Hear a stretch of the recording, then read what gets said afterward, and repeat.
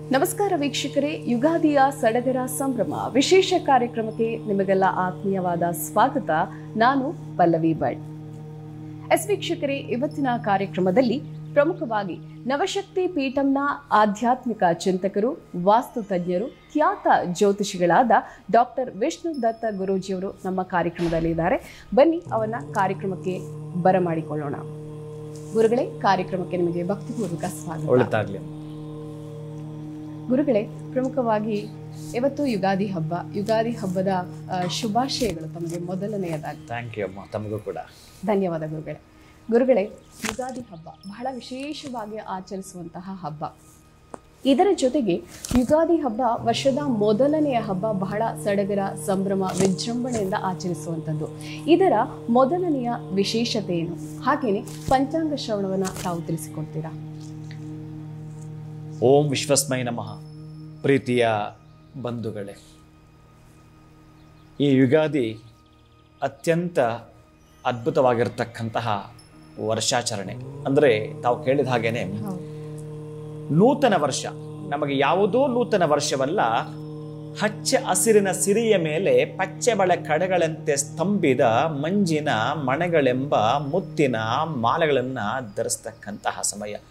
ಎಲ್ಲೆಲ್ಲೇ ನೋಡಿದ್ರೂ ಕೂಡ ಈ ಗಿಡ ಮರಗಳಲ್ಲಿ ಹೊಸ ಚಿಗುರು ಎದ್ದು ಕಾಣತಕ್ಕಂಥದ್ದು. ಈ ಪ್ರಕೃತಿ ಹಸಿರ ಮಡಲನ್ನ ಹೊದ್ದುಕೊಂಡು ಮಲಗಿರ್ತಾಳೆ. ಇದು ನವಚೈತನ್ಯವಾಗಿರತಕ್ಕಂಥ, ಇನ್ಯಾವತ್ತೂ ಎಂದೋ ಮಾಡ್ತೀವಲ್ಲ ಅದು ನೂತನ ಅನಿಸ್ಕೊಳ್ಳಲ್ಲ. ಅದು ಒಂದು ಮಾನವ ಕುಲಕ್ಕಿರಬಹುದೇನಂದ್ರೆ, ಪ್ರಕೃತಿನೇ ಇಡೀ ಜಗತ್ತು ಸಂಭ್ರಮ ಪಡ್ತಕ್ಕಂತಹ ಒಂದು ಮಾಸ ಅಂತಂದ್ರೆ ಅದು ಈ ಒಂದು ವಸಂತ ಋತುವಿನ ಚೈತ್ರ ಮಾಸ. ಅದಕ್ಕೆ ಈ ಪಂಚಾಂಗ ಶ್ರವಣ ಅಂತ ಮಾಡಬೇಕಾದ್ರೆ ಏನು ಈ ಯುಗಾದಿ ಅಂತಂತಂದ್ರೆ ಯುಗದ ಆದಿ ಅಂದ್ರೆ ಬ್ರಹ್ಮ ಸೃಷ್ಟಿ ಮಾಡಿರ್ತಕ್ಕಂತಹದ್ದು ಇದೇ ದಿನವಂತು. ಅಂದ್ರೆ ಕಲಿಯುಗವನ್ನ ಪ್ರಾರಂಭಿಸಿದ ದಿನ ಈ ದಿನ. ಅದಕ್ಕೆ ಯುಗದ ಆದಿ ಈ ಯುಗಾದಿ. ಅಂತಹ ಯುಗಾದಿಯ ಸಂಭ್ರಮದ ಕಡೆ ನಾವು ಸ್ವಲ್ಪ ನೋಡೋದಾದ್ರೆ, ಗಮನಿಸೋದೇ ಆದ್ರೆ, ಏನೇನಾತ ಸೃಷ್ಟಿ ಮಾಡದ, ಆ ನಂತರ ಈ ವರ್ಷಕ್ಕೆ ಅಧಿಪತಿ ಯಾರು, ಮಳೆ ಹೇಗಿರುತ್ತೆ, ಬೆಳೆ ಹೇಗಿರುತ್ತೆ, ಅದರ ಜೊತೆಗೆ ನಾಯಕರು ಹೇಗಿರುತ್ತಾರೆ. ಈಗ ನಾವೊಂದು ಸರ್ಕಾರ ಬಂದ್ರೇನೆ ಯಾವ ಯಾವ ನಾಯಕರಿಗೆ ಯಾವ ಯಾವ ಪದವಿ ಅಂತ ನಾವು ಗಮನಿಸ್ತೇವೆ. ಅಂತಹದ್ರಲ್ಲಿ ಹೇರಂಬನಿಗೆ ವಂದಿಸಿ ಆರಂಭ ಮಾಡಿದ ಪ್ರಾರಂಭದ ಈ ಬ್ರಹ್ಮನ ಸಮಷ್ಟಿ ಪ್ರಜ್ಞೆಯ ದೃಷ್ಟಿಯೇ ಈ ಸೃಷ್ಟಿ. 84 ಲಕ್ಷ ಜೀವರಾಶಿ ಪುಷ್ಟಿ ಆದ ದಿನವೇ ಈ ಯುಗಾದಿ.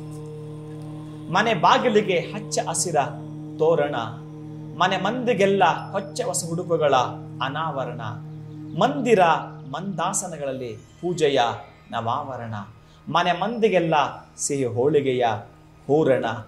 ಈ ವರ್ಷ ಯಶಸ್ಸಿನ ಎಲ್ಲ ಆಗಲಿ ನಿಮ್ಮ ಕೆಲಸಗಳು ವಿಶಿಷ್ಟವಾಗಿರತಕ್ಕಂತಹ ಕಾರಣ. ಸುಖ ಸೌಖ್ಯದಿಂದ ಇರಲು ಈ ವರ್ಷ ಮಾಡಿ ಲಕ್ಷ್ಮೀ ನಾರಾಯಣರ ಮಾಲಾ ಧಾರಣ. ಪ್ರೀತಿಯ ಬಂಧುಗಳೇ, ಒಟ್ಟಾರೆಯಾಗಿ ಸ್ವೀಕೃತಿ ಅಂತಕ್ಕಂತಹದ್ದೇ ನಮಗೆ ಬೇಕು. ಇನ್ನು ಸ್ವಸ್ತಿಶ್ರೀ ಮಂಗಳಕರ ಅಂತ ಪ್ರಾರಂಭಿಸಿದ್ರೇನೆ ನಮಗೆ ಗೋಚರ ಆಗ್ತಕ್ಕಂತಹದ್ದು ನಿನ್ನೆ ತನಕ ಇದ್ದದ್ದು ಕ್ರೋಧಿನಾಮ ಸಂವತ್ಸರ. ಈ ದಿನ ಪ್ರಾರಂಭ ಆಗ್ತಕ್ಕಂತಹದ್ದು ಹೇರಂಬನಿಗೆ ವಂದಿಸ್ತಾ ಆರಂಭವನ್ನ ಮಾಡುತ್ತಾ ಪ್ರಾರಂಭದ ವಿಶೇಷವಾಗಿರತಕ್ಕಂತಹ ಈ ಒಂದು ಮೊದಲ ಪೂಜೆ ಈ ಪಾಡ್ಯಮಿ ಎಂದು ಮಾಡ್ತಕ್ಕಂತಹದ್ದು. ನಿನ್ನೆ 5 ಗಂಟೆಗೆ ಪ್ರಾರಂಭ ಆಗಿರ್ತಕ್ಕಂತಹದ್ದು. ಆದರೂ ಕೂಡ ನಾವು ಭಾನುವಾರವನ್ನು ಈ ಯುಗಾದಿಯನ್ನು ಆಚರಣೆ ಮಾಡ್ತೀವಿ. ಅಂತಹ ಯುಗಾದಿ ವಿಶೇಷವಾಗಿ ಈ ಪಂಚಾಂಗ ಶ್ರವಣ ಅಂತ ಮಾಡೋದೇ ಯಾರ್ಯಾರು ಯಾವ ಯಾವ ಪದವಿಯನ್ನು ಅಲಂಕರಿಸಿದ್ದಾರೆ, ಏನು ಮಾಡ್ತಾ ಇದ್ದಾರೆ ಅಂತಕ್ಕಂಥದ್ದು ವಿಶೇಷವಾಗಿರತಕ್ಕಂಥದ್ದು. ಅದಕ್ಕಾಗಿ ನಾವು ಸ್ವಲ್ಪ ಗಮನವನ್ನು ಇಟ್ಟು ನೋಡೋದಾದ್ರೆ, ಸ್ವಸ್ತಿಶ್ರೀ ಮಂಗಳಕರ ಇರತಕ್ಕಂತಹದ್ದು ವಿಶ್ವಾವಸುನಾಮ ಸಂವತ್ಸರ, ಉತ್ತರಾಯಣ, ವಸಂತ ಋತು, ಚೈತ್ರ ಮಾಸ, ಶುಕ್ಲ ಪಕ್ಷ, ಪಾಡ್ಯಮಿ. ಈ ದಿನಕ್ಕೆ ಸಂಬಂಧಪಡ್ತಕ್ಕಂತಹದ್ದು ನಾವು ಆಚರಣೆ ಹೇಗೆ ಮಾಡಬೇಕು ಅದೆಲ್ಲ ಕೂಡ ನಿಮಗೆ ಕುತೂಹಲ ಇರತಕ್ಕಂತಹದ್ದು. ಪಂಚಾಂಗ ಶ್ರವಣ ಅಂತ ಹೇಳಿದಾಗಲೇ ನಾವು ಕೇಳಬೇಕಾದ್ರೆ ಏನು ಮಾಡಿರಬೇಕು, ಆ ಪಂಚಾಂಗ ಶ್ರವಣಕ್ಕೆ ಸಂಬಂಧಪಟ್ಟಾಗ ಈ ಹಬ್ಬವನ್ನು ಆಚರಣೆ ಮಾಡೋದು ಹೇಗೆ ಗುರುಗಳೇ? ಮೊದಲಿಗೆ ಹೇಳ್ತಾನೆ ನಾವು ಚೆನ್ನಾಗಿ ಗಮನಿಸೋದೇ ಆದರೆ ಈ ಹಬ್ಬವನ್ನು ಆಚರಣೆ ಮಾಡೋದು ಹೇಗೆ ಅಂದರೆ ಬ್ರಾಹ್ಮಿ ಲಗ್ನದಲ್ಲೇ ನಾವು ಭಗವಂತನಿಗೆ ನಿವೇದನೆಯನ್ನು ಮಾಡಿರಬೇಕು ಅಂತ ಹೇಳ್ತಾನೆ. ಏನು ಬ್ರಾಹ್ಮಿ ಲಗ್ನದಲ್ಲೇ ನಿವೇದನೆ ಮಾಡಿರಬೇಕು? ಇಲ್ಲಿರ್ತಕ್ಕಂತಹದ್ದು ಬೇವು, ಬೆಲ್ಲ, ಹುಳಿ, ಹಸುವಿನ ತುಪ್ಪ, ಈ ಪದಾರ್ಥಗಳೆಲ್ಲ ಹಾಕಿ ನಿವೇದನೆ ಮಾಡಿರಬೇಕಂತೆ. ಯಾವಾಗ? ಬ್ರಾಹ್ಮಿ ಲಗ್ನದಲ್ಲಿ. ನಾವೆಂತ ಮಾಡ್ತೀವಿ? ಸೂರ್ಯೋದಯ ಆದ ಮೇಲೆ ಮೈಗೆಲ್ಲ ಎಣ್ಣೆ ಹಚ್ಚಿಕೊಂಡು, ಮೊಬೈಲಲ್ಲಿ ಕೈ ಹಿಡ್ಕೊಂಡು, ಬ್ರಷ್ ಕೈಲಿ ಹಿಡ್ಕೊಂಡು 8 ಗಂಟೆ ಓಡಾಡ್ತಿರ್ತೀವಿ. ಇದನ್ನು ಏನು ಅನ್ಬೇಕು? ಶಾಸ್ತ್ರ ಏನು ಹೇಳುತ್ತೆ ಗೊತ್ತಾ? ಶಾಸ್ತ್ರ ಮೀನ್ಸ್ ಕಾನೂನು. ಶಾಸ್ತ್ರ ಏನು ಹೇಳುತ್ತೆ ಅಂತಂದ್ರೆ, ತಿಲೆ ಅಂತಂದ್ರೆ ಎಳ್ಳು. ಆ ಎಳ್ಳೆಣ್ಣೆ ಅಡಕವಾಗಿರತಕ್ಕದ್ದು ಏನಿರುತ್ತೆ ಅಂದ್ರೆ ತೈಲೆ ಮಹಾಲಕ್ಷ್ಮಿ, ತೈಲೆ ಲಕ್ಷ್ಮಿ, ಗಂಗೆ ಜಲೆ ಅಂತ ಹೇಳ್ತಾನೆ. ತೈಲದಲ್ಲಿ ಲಕ್ಷ್ಮಿ ಅಡಕವಾಗಿರುತ್ತಾಳೆ, ಅದಕ್ಕಾಗಿ ನಿನ್ನ ಮೈಗೆಲ್ಲ ಲೇಪನವನ್ನ ಮಾಡಕೋ ಅಂತ ಹೇಳುತ್ತೆ. ಲೇಪನ ಮಾಡಿಕೊಂಡಾಗ ಅಲಕ್ಷ್ಮಿ ನಿವಾರಣಾರ್ಥಂ ಅಂತ ಹೇಳುತ್ತೆ. ಇನ್ನು ಗಂಗೆ, ನೀನು ಕೆರೆ, ಕುಂಟೆ, ಬಾವಿ, ಸರೋವರ, ಸಮುದ್ರ, ನದಿ, ನಿನ್ನ ಮನೆಯಲ್ಲಿ ಸ್ನಾನ ಮಾಡುತ್ತೀಯೋ ಗಂಗೆ ಆವಾಹನೆ ಆಗಿರುತ್ತಾಳಂತೆ ಬ್ರಾಹ್ಮಿ ಮುಹೂರ್ತದಲ್ಲಿ. ನೀನು 6 ಗಂಟೆ ಮೇಲೆ ಸ್ನಾನ ಮಾಡ್ತೀಯ ಅಂತಂದ್ರೆ ಗಂಗೆ ಇರಲ್ವಂತೆ. ಎಂತ ಮಾಡ್ಲಿಕ್ಕೆ ಅವಕಾಶ ಇಲ್ಲ. ಬ್ಯಾಂಕ್ ಟೈಮ್ ಕ್ಲೋಸ್ ಆಗಿದೆ, ಮತ್ತೋದ್ರೆ ಏನು ಸಿಗ್ಲಿಕ್ಕೆ ಸಾಧ್ಯ ಇಲ್ಲ.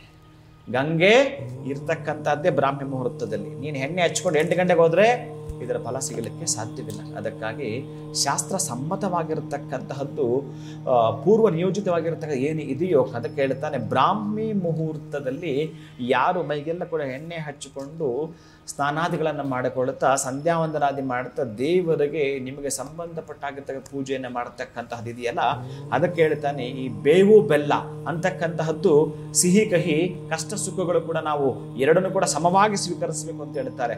ಅದು ಬಹುಶಃ ಮೇಲ್ನೋಟಕ್ಕೆ ಹಾಗೆ ಕಾಣಿಸಿದ್ರು ಕೂಡ ಆದರೆ ಮುಖ್ಯವಾಗಿ ಏನು ಹೇಳುತ್ತೆ ಅಂತಂದ್ರೆ, ಆ ಬೇವು ಬೆಲ್ಲದಲ್ಲಿ ಅಡಕವಾಗಿರ್ತಕ್ಕಂತಹದ್ದು ಈ 2 ಪ್ರಧಾನವಾಗಿರ್ತಕ್ಕಂತಹ ಋತುಗಳು ವಸಂತ ಋತು ಮತ್ತೆ ಶರದ್ ಋತು ಅಂತಕ್ಕಂಥದ್ದು. ಈ ವಸಂತ ಕಾಲ ಜೊತೆಗೆ ಶರತ್ ಕಾಲದಲ್ಲಿ ಯಮನ ಕೋರೆ ಆಚೆ ಬಂದಿರುತ್ತಂತೆ. ಆ ಯಮನ ಕೋರೆನೆ ಯಮದಂಷ್ಟ್ರ ಅಂತ. ಆ ಯಮದಂಷ್ಟ್ರ ಯಾವಾಗ ಆಚೆ ಬರುತ್ತೋ ಅದಕ್ಕೆ ಹೇಳ್ತಾರೆ ಹಿರಿಯರು, ವರ್ಷದಲ್ಲಿ 2 ಅಮಾವಾಸ್ಯೆಗಳು ಬಹಳ ಭಯಾನಕವಾಗಿರುತ್ತವೆ ಅಂತ, ಬಹಳ ಭಯಂಕರವಾಗಿರುತ್ತವೆ ಅಂತ, ಬಹಳ ಬೀಭತ್ಸವಾಗಿರುತ್ತವೆ ಅಂತ. ಆ 2 ಅಮಾವಾಸ್ಯೆಗಳು, ಯುಗಾದಿ ಅಮಾವಾಸ್ಯ, ಇನ್ನು 2ನೇದು ದೀಪಾವಳಿ ಅಮಾವಾಸ್ಯ. ಅದಕ್ಕಾಗಿ ಈ ಅಮಾವಾಸ್ಯೆಯಲ್ಲಿ ಏನು ಇರುತ್ತೋ ಅದಕ್ಕಾಗಿ ಈ ಕಡೆ 3 ದಿನ, ಆ ಕಡೆ 3 ದಿನ ಪ್ರಯಾಣವನ್ನು ಕೂಡ ವರ್ಜ್ಯ ಮಾಡ್ಕೊಂತಲೂ ಕೂಡ ಶಾಸ್ತ್ರ ಹೇಳುತ್ತೆ. ಆ ಯಮನ ಒಂದು ಕೋರೆ ಯಮದಂಷ್ಟ್ರ ಅಂತ ಕರೀತಾರೆ ಅದನ್ನ. ಯಮದಂಷ್ಟ್ರ ಆಚೆ ಬಂದಿದ್ದಾಗ ನಮಗೆ ಜಾಡ್ಯಾಪಾಹಗಳು ಜಾಸ್ತಿ ಆಗ್ತಕ್ಕಂತಹದ್ದು, ವ್ಯಾಧಿಗಳು ಬರ್ತಕ್ಕಂತಹದ್ದು, ಯಾವ ತರಹದ್ದು ಕಾಯಿಲೆಗಳು ಬರ್ತಕ್ಕಂತಹದ್ದು, ಚರ್ಮ ವ್ಯಾಧಿ ಬರ್ತಕ್ಕಂತಹದ್ದು, ತೊನ್ನು ಬರ್ತಕ್ಕಂಥದ್ದು, ಆಘಾತಗಳಾಗ್ತಕ್ಕಂಥದ್ದು, ಅಪವಾದಗಳು ಬರ್ತಕ್ಕಂಥದ್ದು, ಅಂಟು ರೋಗಗಳು ಬರ್ತಕ್ಕಂಥ ಸಾಧ್ಯತೆ ಹೆಚ್ಚಿಗಿರುತ್ತಂತೆ. ಅರೆ ಈಗೆಲ್ಲ ಇರುತ್ತೆ ಭಯಂಕರವಾಗಿ ಅಂತ ಹೇಳಿ ಈ ಪ್ರಕೃತಿಯನ್ನ ಅವಳ ಮಡಲಲ್ಲಿ ತುಂಬಿಸ್ಕೊಂಡಿರ್ತಕ್ಕಂತಹ ಪ್ರಕೃತಿ ಮಾತೆ ಆ ಲಲಿತಾ ಭಟ್ಟಾರಿಕಾ ದೇವಿ ಒಂದೇ ಒಂದು ಹೂವಿನಲ್ಲಿ ಅಡಕವಾಗಿರ್ತಾಳಂತೆ ಯಾವತ್ತೂ ಯುಗಾದಿ ಅಂತ. ಆ ಹೂ ಯಾವುದು ಅಂತಂದ್ರೆ ಬೇವಿನ ಹೂ. ಅದಕ್ಕಾಗಿನೇ ಬೇವಿನ ಹೂವನ್ನ ಯಾರು ಭಗವಂತನಿಗೆ ಬೆಲ್ಲ ಜೊತೆ ಸಮರ್ಪಣೆ ಮಾಡಿ ಸ್ವೀಕರಿಸ್ತಾರೋ ಅವರಿಗೆ ಯಾವುದೇ ಕಾರಣಕ್ಕೂ ಈ ವರ್ಷದಲ್ಲಿ ಕಂಟಕಗಳಾಗಲಿ, ಅವರು ಮಾಡತಕ್ಕಂತಹ ಯಾವುದಾದ್ರೂ ಪುರುಷ ಪ್ರಯತ್ನವಾಗಿರತಕ್ಕಂತಹ ಕೆಲಸಗಳಲ್ಲಿ ವಿಘ್ನವಾಗಲಿ ಕಾಣಿಸೋದಿಲ್ಲ ಅಂತ ಹೇಳ್ತಾರೆ. ಅದಕ್ಕಾಗಿ ಮಾಡೋದು ಹೇಗಿದ್ರೂ ಕೂಡ ನಾವು ಮಾಡ್ತೀವಿ. ಬ್ರಾಹ್ಮಿ ಮುಹೂರ್ತದಲ್ಲಿ ಎಲ್ಲವನ್ನು ಕೂಡ ಮಾಡಿಕೊಂಡು ನಿವೇದನೆ ಮಾಡತಕ್ಕಂತಹದ್ದು ಪರಮ ಪವಿತ್ರವಾಗಿರತಕ್ಕಂತಹದ್ದು ಪ್ರೀತಿಯ ಬಂಧುಗಳೇ. ಅದಕ್ಕಾಗಿಯೇ ಯುಗಾದಿಗೆ ಬಹಳ ವಿಶೇಷತೆ, ಬಹಳ ಮಾನ್ಯತೆಯನ್ನು ಕೊಡ್ತಾನೆ. ಇನ್ನು ಗ್ರಹಗಳು ಅಂತಂದ್ರೆ ಕ್ರೋಧಿನ, 1 ವರ್ಷದಿಂದ ಇರತಕ್ಕಂತಹ ಕ್ರೋಧಿನಾಮ ಸಂವತ್ಸರ ಏನೇನು ಕ್ರೋಧಗಳು ಉಂಟಾಯ್ತೋ ಒಟ್ಟಾರೆಯಾಗಿ ನೆನ್ನೆಗೆ ಎಂಡ್ ಆಗಿದೆ. ಇವತ್ತು ವಿಶ್ವಾವಸುನಾಮ ಸಂವತ್ಸರ, ಒಂದು ವಿಶ್ವಾಸವನ್ನ ಇಟ್ಟು ಮಾಡ್ತಕ್ಕಂತಹದ್ದೇ ಸರಿ. ಅಂತಹ ವಿಶ್ವಾವಸುನಾಮ ಸಂವತ್ಸರದಲ್ಲಿ ಏನೆಲ್ಲ ಕೂಡ ನಾವು ಮಾಡಬೇಕು. ಬಹುಶಃ ಮಾನವ ಅಂತಕ್ಕಂಥದ್ದು ನಾವು ಏನಿದೀವೋ, ಯಾವ ತಾಪತ್ರಗಳಿಗೆ ಒಳಪಟ್ಟಿರ್ತೀವೋ, ಎಷ್ಟು ತರಹದ ದುಃಖ ದುಮ್ಮಾನಗಳಿಗೆ ಒಳಪಟ್ಟಿರ್ತೀವೋ ಗೊತ್ತಿಲ್ಲ. ಅದಕ್ಕಾಗಿ ಅಂತಹ ಎಲ್ಲದರಲ್ಲೂ ಕೂಡ ಸುಖ ಸೌಖ್ಯವನ್ನ, ಭೋಗ ಭಾಗ್ಯವನ್ನ ಕಾಣಬೇಕಾದ್ರೆ ವರ್ಷದ ಮೊದಲ ಈ ಹಬ್ಬವನ್ನ ನೀವು ಸಡಗರ ಸಂಭ್ರಮದಿಂದ ವೆಲ್ಕಮ್ ಮಾಡಿಕೊಳ್ತಕ್ಕಂತಹ ನನ್ನ ಪ್ರೀತಿಯ ಬಂಧುಗಳೆಲ್ಲರಿಗೂ ಕೂಡ ಈ ಯುಗಾದಿ ಹಬ್ಬದ ಶುಭಾಶಯಗಳನ್ನ ತಿಳಿಸ್ತಾ ನಾನು ಪಂಚಾಂಗ ಶ್ರವಣವನ್ನ ಮಾಡ್ತೇನೆ. ಪ್ರೀತಿಯ ಬಂಧುಗಳೇ, ಏನು ಅಂತಂದ್ರೆ ಯಾವುದೇ ಆಗಿರಲಿ, ನಮ್ಮ ದೇಶ ಆಗಿರಲಿ ಅಥವಾ ನಮ್ಮ ರಾಜ್ಯ ಆಗಿರಲಿ, ಒಂದು ಪ್ರಾರಂಭ ಅಂತ ಮಾಡಿದಾಗ ಅಥವಾ ಒಂದು ನೂತನ ಅಂತ ಪ್ರಾರಂಭಿಸಿದಾಗ ಒಂದು ಲಗ್ನ ಕುಂಡ್ಲಿನ ಮಾಡ್ಕೊಳ್ತೀವಿ. ಆ ಲಗ್ನ ಕುಂಡ್ಲಿ ಆಧಾರದ ಪ್ರಕಾರವಾಗಿ ನಿನ್ನೆ 4:38 ಅಥವಾ 5 ಗಂಟೆ ಅಂತ ನಾವು ಅಂದುಕೊಂಡ್ರೆ ಅಂತಹ ಪಾಡ್ಯಮಿ ಪ್ರಾರಂಭ ಆಗಿದೆ. ಆ ಪಾಡ್ಯಮಿ ಪ್ರಾರಂಭದ ಸಮಯಕ್ಕೆ ನೋಡಿದ್ರೆ ಲಗ್ನ ಕುಂಡ್ಲಿ ಅಂತ ಚೆಕ್ ಮಾಡಿದ್ರೆ ಸಿಂಹ ಲಗ್ನ ಬರುತ್ತೆ. ಅಂತಹ ಸಿಂಹ ಲಗ್ನಕ್ಕೆ ಈ ದಿನ ಭಾನುವಾರ ಬಂದಿರತಕ್ಕಂತಹದಕ್ಕಾಗಿ ರವಿ ರಾಜನಾಗಿರುತ್ತಾನೆ. ರವಿ ರಾಜನಾದ್ರೆ ಈ ವರ್ಷ ಹೇಗಿರುತ್ತೆ? ಕರ್ನಾಟಕದಲ್ಲಿ ಸಿದ್ದರಾಮಯ್ಯ ರಾಜ ಆದ್ರೆ ಹೇಗಿರುತ್ತೆ? ಯಡಿಯೂರಪ್ಪ ರಾಜ ಆದ್ರೆ ಹೇಗಿರುತ್ತೆ? ಇನ್ನ ನಾವು ಅಂದುಕೊಂಡಾಗೆ ಅವರವರ ಪಕ್ಷಗಳು ಅಂದ್ರೆ ಪಕ್ಷಪಾತವಿಲ್ಲದೆ ಮಾಡ್ತಕ್ಕಂತಹದ್ದು. ಅಂದ್ರೆ ರಾಜ ಏನ್ ಹೇಳ್ತಾನೆ ಅಂತಂದ್ರೆ ಯಥಾ ರಾಜ ತಥಾ ಪ್ರಜಾ ಅಂತ ನಿಮಗೆ ಗೊತ್ತಿದೆ. ಹಾಗಾಗಿ ಇಲ್ಲಿ ರಾಜ ಯಾರಾಗ್ತಾನೆ, ಇಲ್ಲಿ ಪಾಪಗ್ರಹ ಅನ್ನೋದು ಅಥವಾ ಪುಣ್ಯಗ್ರಹ ಅಂತಕ್ಕಂತಹದ್ದು ನಾವು ತೆಗೆದುಕೊಂಡಾಗ ಸಮಂಜಸವಾಗಿ ಇಲ್ಲಿ ಪಂಚಾಂಗ ಶ್ರವಣ ಮಾಡೋ ಒಂದು ಶ್ಲೋಕದಲ್ಲೇ ಸಂಪೂರ್ಣ ಅರ್ಥ ಇರುತ್ತೆ. ಅಂತಹ ಪಂಚಾಂಗ ಶ್ರವಣವನ್ನ ನಿಮ್ಮ ಮುಂದೆ ಮಾಡುತ್ತೇನೆ ಪ್ರೀತಿಯ ಬಂಧುಗಳೇ. ಆದರೆ ಹಬ್ಬ ಆಚರಣೆ ಮಾಡಬೇಕಾದ್ರೆ ನಾನು ಹೇಳಿದ್ದಾಗಿ ಸ್ವಲ್ಪ ನೀವು ಗಮನವಿಟ್ಟು ಈ ಒಂದು ಸ್ನಾನಾದಿಗಳನ್ನು ಬ್ರಾಹ್ಮ್ಯ ಮುಹೂರ್ತದಲ್ಲಿ ಮಾಡ್ಕೊಳ್ತಾ, ಪೂಜೆಗಳನ್ನು ಮಾಡ್ಕೊಳ್ತಾ, ನಿಮ್ಮ ಮನೆ ದೇವರಿಗೆ ಹೋಗ್ತಿರೋ, ಒಂದಷ್ಟು ಜನಕ್ಕೆ ಬೇವು ಬೆಲ್ಲವನ್ನು ಹಂಚತಕ್ಕಂತಹದ್ದು, ನಿಮ್ಮ ಮನೆಗೆ ಏನಾದರೂ ದವಸ ಧಾನ್ಯವನ್ನು ಈ ದಿವಸ ತರೋದಾದ್ರೆ ಬಹಳ ಶ್ರೇಷ್ಠ ಉಂಟಾಗ್ತಕ್ಕಂತಹದ್ದು. ಆಮೇಲೆ ನೀವು ಪ್ರತಿನಿತ್ಯ ಬಳಸ್ತಕ್ಕಂಥ ಕೆಲವು ಪಾತ್ರಗಳನ್ನು ಈ ದಿವಸ ನೀವು ತರುವಂಥದ್ದು. ಇನ್ನು ಮನೆ ಮಂದಿಗಳ ನೀವು ಉಡುಪುಗಳ ತೆಗೆದುಕೊಳ್ತೀರಿ, ಅದೆಲ್ಲ ನಿಮಗೆ ಗೊತ್ತಿದೆ, ಅದರಲ್ಲಿ ಅಭ್ಯಂತರ ಇಲ್ಲ. ಇನ್ನು ನಾವು ಮಾಡ್ಕೊಳ್ಬೇಕಾಗಿರ್ತಕ್ಕಂಥ ದವಸ ಧಾನ್ಯಗಳನ್ನ ಈ ದಿವಸ ಒಂದಷ್ಟು ಮನೆಗೆ ತರುವುದು. ಎರಡನೇದು ಪಾತ್ರಗಳನ್ನು ತರಬಹುದು. ಇನ್ನೂ ನಿಮಗೆ ಸಾಧ್ಯವಾದರೆ ಈ ದಿವಸ ನಿಮಗೆ ಶಕ್ತಿಯಾನುಸಾರ ಬೆಳ್ಳಿ ಬಂಗಾರವನ್ನು ಕೂಡ ತರತಕ್ಕಂತಹದನ್ನು ಮಾಡಿಕೊಂಡ್ರೆ ಅದು ಪುರೋ ಅಭಿವೃದ್ಧಿಯನ್ನ ಮಾಡಿಕೊಡುತ್ತೆ ಅಂತ ಶಾಸ್ತ್ರ ಸಮ್ಮತವಾಗಿರತಕ್ಕಂತಹದ್ದು. ಗೋಧಿಯನ್ನ ಮರೆಯದೆ ಯಾರಿಗಾದರೂ ಅಥವಾ ಗೋಧಿ ಹಿಟ್ಟನ್ನಾದ್ರೂ ಕೂಡ ದಾನ ಮಾಡುತ್ತಾ ಬೇವು ಬೆಲ್ಲವನ್ನು ಹಂಚುವ ಮುಖಾಂತರ, ಸಿಹಿ ಮಾತುಗಳನ್ನು ಹಾಡೋ ಮುಖಾಂತರ ನಾವು ಈ ವರ್ಷವನ್ನ ವೆಲ್ಕಮ್ ಮಾಡಿಕೊಳ್ಳುತ್ತಾ, ಸ್ವಾಗತವನ್ನ ಮಾಡಿಕೊಳ್ಳುತ್ತಾ ಪಂಚಾಂಗ ಶ್ರವಣದ ಕಡೆ ನಾವಿದೀಗ ಗಮನವನ್ನು ಹರಿಸೋಣ ನನ್ನ ಪ್ರೀತಿಯ ಬಂಧುಗಳೇ. ಅಂತಹ ಈ ಒಂಟಿಕೊಪ್ಪಲ್ ಪಂಚಾಂಗ ನಮಗೆ ಬಹಳ ಪ್ರಮುಖವಾಗಿರ್ತಕ್ಕಂಥದ್ದು. ಯಾಕಂದ್ರೆ ತುಂಬಾ ಅಕ್ಯುರೇಟ್ ಇದರಲ್ಲಿ ಇರ್ತಕ್ಕಂಥದ್ದು. ಕಾರಣ ನಾಸಾದವರ ಒಂದು ಟೈಮಿಂಗ್ಸ್ ಇದರಲ್ಲಿ ಅಡಕವಾಗಿರುತ್ತೆ. ನಾಸಾದ ವಿಜ್ಞಾನಿಗಳು ಕೊಡ್ತಕ್ಕಂತಹ ಟೈಮ್ ಇದಕ್ಕೆ ಅಪ್ಲೈ ಆಗಿರ್ತಕ್ಕಂತಹದ್ದು ಆಗಿರುತ್ತೆ. ಅದಕ್ಕಾಗಿ ಒಂಟಿಕೊಪ್ಪಲ್ ಪಂಚಾಂಗದ ಪ್ರಕಾರ ಸ್ವಸ್ತಿಶ್ರೀ ಮಂಗಳಕರ ಶ್ರೀ ವಿಶ್ವಾವಸುನಾಮ ಸಂವತ್ಸರ ಉತ್ತರಾಯಣ ವಸಂತ ಋತು ಚೈತ್ರ ಮಾಸ ಶುಕ್ಲ ಪಕ್ಷ ಪಾಡ್ಯಮಿ ರವಿವಾಸರಯುಕ್ತಾಯಾಮ್. ಇನ್ನು ವಿಶ್ವಾವಸೋ ವಿವಿಧ ಸಸ್ಯಯುತಧಾರಿಣಿ ನಾನಾವಿಧ ಪ್ರಚುರತ ಯದೋ ಮೇಘ ಸಂಗೈಃ ನಾನಾವಿಧ ಕೃತವೀರೇಷು ವಿಗುಷ್ಟನಾದೈಃ ಬಾಥ್ಯಂಗವಂಗ ಮಗಧಾನಿ ಅತಾಶ್ಚ ಚೋರೈಃ. ಈ ಶ್ಲೋಕವೇ ಸಂಪೂರ್ಣ ನಾನಿನ್ನ 1 ತಾಸು ಮಾತಾಡಿದ್ರು ಇದೇ ಶ್ಲೋಕದಲ್ಲಿ ಅಡಕವಾಗಿರುತ್ತೆ. ಈ ಶ್ಲೋಕವನ್ನು ಹೆಂಗೆ ಯಾವ ಆಧಾರದ ಮೇಲೆ ನಮಗೆ ಕೊಟ್ಟಿರ್ತಾರೆ ಅಂತಂದ್ರೆ, ನಾನು ಹೇಳಿದೆ ಲಗ್ನ ಕುಂಡಿ ಅಂತ ಒಂದು ಹಾಕೊಳ್ತೀವಿ ಅಂತ. ಆ ಲಗ್ನ ಕುಂಡ್ಲಿ ಪ್ರಕಾರವಾಗಿ ವಿಶ್ವಾವಸೌ ವಿವಿಧ ಸಸ್ಯ ಯುತಧಾರಿಣಿ ನಾನಾವಿಧ ಪ್ರಚುರತೋ ಯದ ಮೇಘ ಸಂಗೈಹಿ ಅಂತ ಹೇಳ್ತಕ್ಕಂಥದ್ದು ಏನ್ ತೋರಿಸುತ್ತೋ, ಸಸ್ಯಗಳಿಗೆ ಅಧಿಪತಿ ಆಗಿರತಕ್ಕಂಥವನು ಯಾರು, ಇನ್ನು ಮೇಘಗಳಿಗೆ ಅಧಿಪತಿ ಯಾರು, ಇಲ್ಲಿರ್ತಕ್ಕಂತಹದ್ದು ಅತಾಶ್ಚ ಚೋರೈ ಅಂತ ಹೇಳುತ್ತೆ. ಕೆಲವೊಂದು ಕಡೆ ಕಳ್ಳತನ ಆಗ್ತಕ್ಕಂತಹದ್ದು, ರಾಜನಿಂದ ಘರ್ಷಣೆಗಳಾಗ್ತಿವೆ, ಎಲ್ಲವೂ ಕೂಡ ತೋರಿಸ್ತಾ ಬರುತ್ತೆ. ಅದಕ್ಕೆ ಈ ವರ್ಷದ ರಾಜ ಯಾರು ಅಂತಂದ್ರೆ ರವಿ ಆಗ್ತಾನೆ. ಈ ವರ್ಷದ ಮಂತ್ರಿ ಯಾರು ಅಂತಂದ್ರೆ ಚಂದ್ರನಾಗ್ತಾನೆ. ಸಸ್ಯಾಧಿಪ ರವಿನೇ. ಮತ್ತೆ ಸಸ್ಯಾಧಿಪ ವಿಶೇಷವಾಗಿ ಗುರು ಆಗಿರ್ತಾನೆ. ಸೇನಾಧಿಪತಿ ರವಿ ಆಗಿರ್ತಾನೆ. ಧಾನ್ಯಾಧಿಪತಿ ಕುಜ ಆಗಿರ್ತಾನೆ.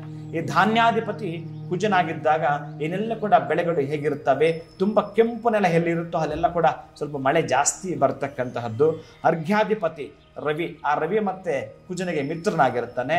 ಹಾಗಾಗಿ ಎಲ್ಲೆಲ್ಲಿ ಕೂಡ ಕೆಂಪು ವರ್ಣದ ಭೂಮಿ ಇರುತ್ತೋ ಅಲ್ಲಿ ಸ್ವಲ್ಪ ಯಥೇಚ್ಛವಾಗಿ ಮಳೆ ಬರ್ತಕ್ಕಂತಹದ್ದು. ಯಾಕೆ ಅಂತಂದ್ರೆ ಮೇಘಾಧಿಪತಿ ಕೂಡ ರವಿನ ಆಗಿರ್ತಾನೆ. ರಸಾಧಿಪ ಶನಿ ಆಗಿರ್ತಾನೆ. ಈ ಕಪ್ಪು ಬೆಳೆಗಳು ಏನೇನು ನಾವು ಬೆಳಿತೀವೋ ಅವೆಲ್ಲ ಕೂಡ ಹೆಚ್ಚಿಗೆ ಬರ್ತಕ್ಕಂತಹದ್ದಾಗಿರ್ತವೆ. ಈ ಉದ್ದು, ಈ ಕಬ್ಬು ಇವೆಲ್ಲ ಕೂಡ ವಿಶೇಷವಾಗಿರ್ತಕ್ಕಂತಹದ್ದು. ಮಾರುಕಟ್ಟೆಯಲ್ಲಿ ಅತ್ಯಧಿಕವಾಗಿರ್ತಕ್ಕಂತಹ ಬೆಲೆ ಇರುತ್ತೆ. ನೀರಸಾಧಿಪತಿ ಬುಧ ಆಗಿರುತ್ತಾನೆ. ಪಶುನಾಯಕ ಯಮನಾಗಿರುತ್ತಾನೆ. ಇದೆಲ್ಲ ಏನೆಲ್ಲ ನಮಗೆ ತಿಳಿಸಿಕೊಡುತ್ತೆ. ವಿಶೇಷವಾಗಿ ನಾವು ಲಗ್ನ ಕುಂಡ್ಲಿಯನ್ನು ಒಮ್ಮೆ ಗಮನಿಸ್ತಾ ಹೋದಾಗ ಈ ಯುಗಾದಿ ನಮಗೆ ಏನೆಲ್ಲ ಕೂಡ ಪ್ರತಿಫಲಗಳನ್ನು ಕೊಡ್ತಕ್ಕಂತಹದ್ದು ಅನ್ನೋದಾದ್ರೆ, ಕುಲದೇವರನ್ನ ಸ್ಮರಣೆ ಮಾಡ್ತಾ ಗುರುಗಳ ಯುಗಾದಿಯಿಂದ ನಾವು ಯಾರನ್ನ ಪೂಜೆ ಮಾಡಬೇಕು ಅನ್ನೋದು ಕೂಡ ಸಾಮಾನ್ಯ ಪ್ರಶ್ನೆ ಇರುತ್ತೆ.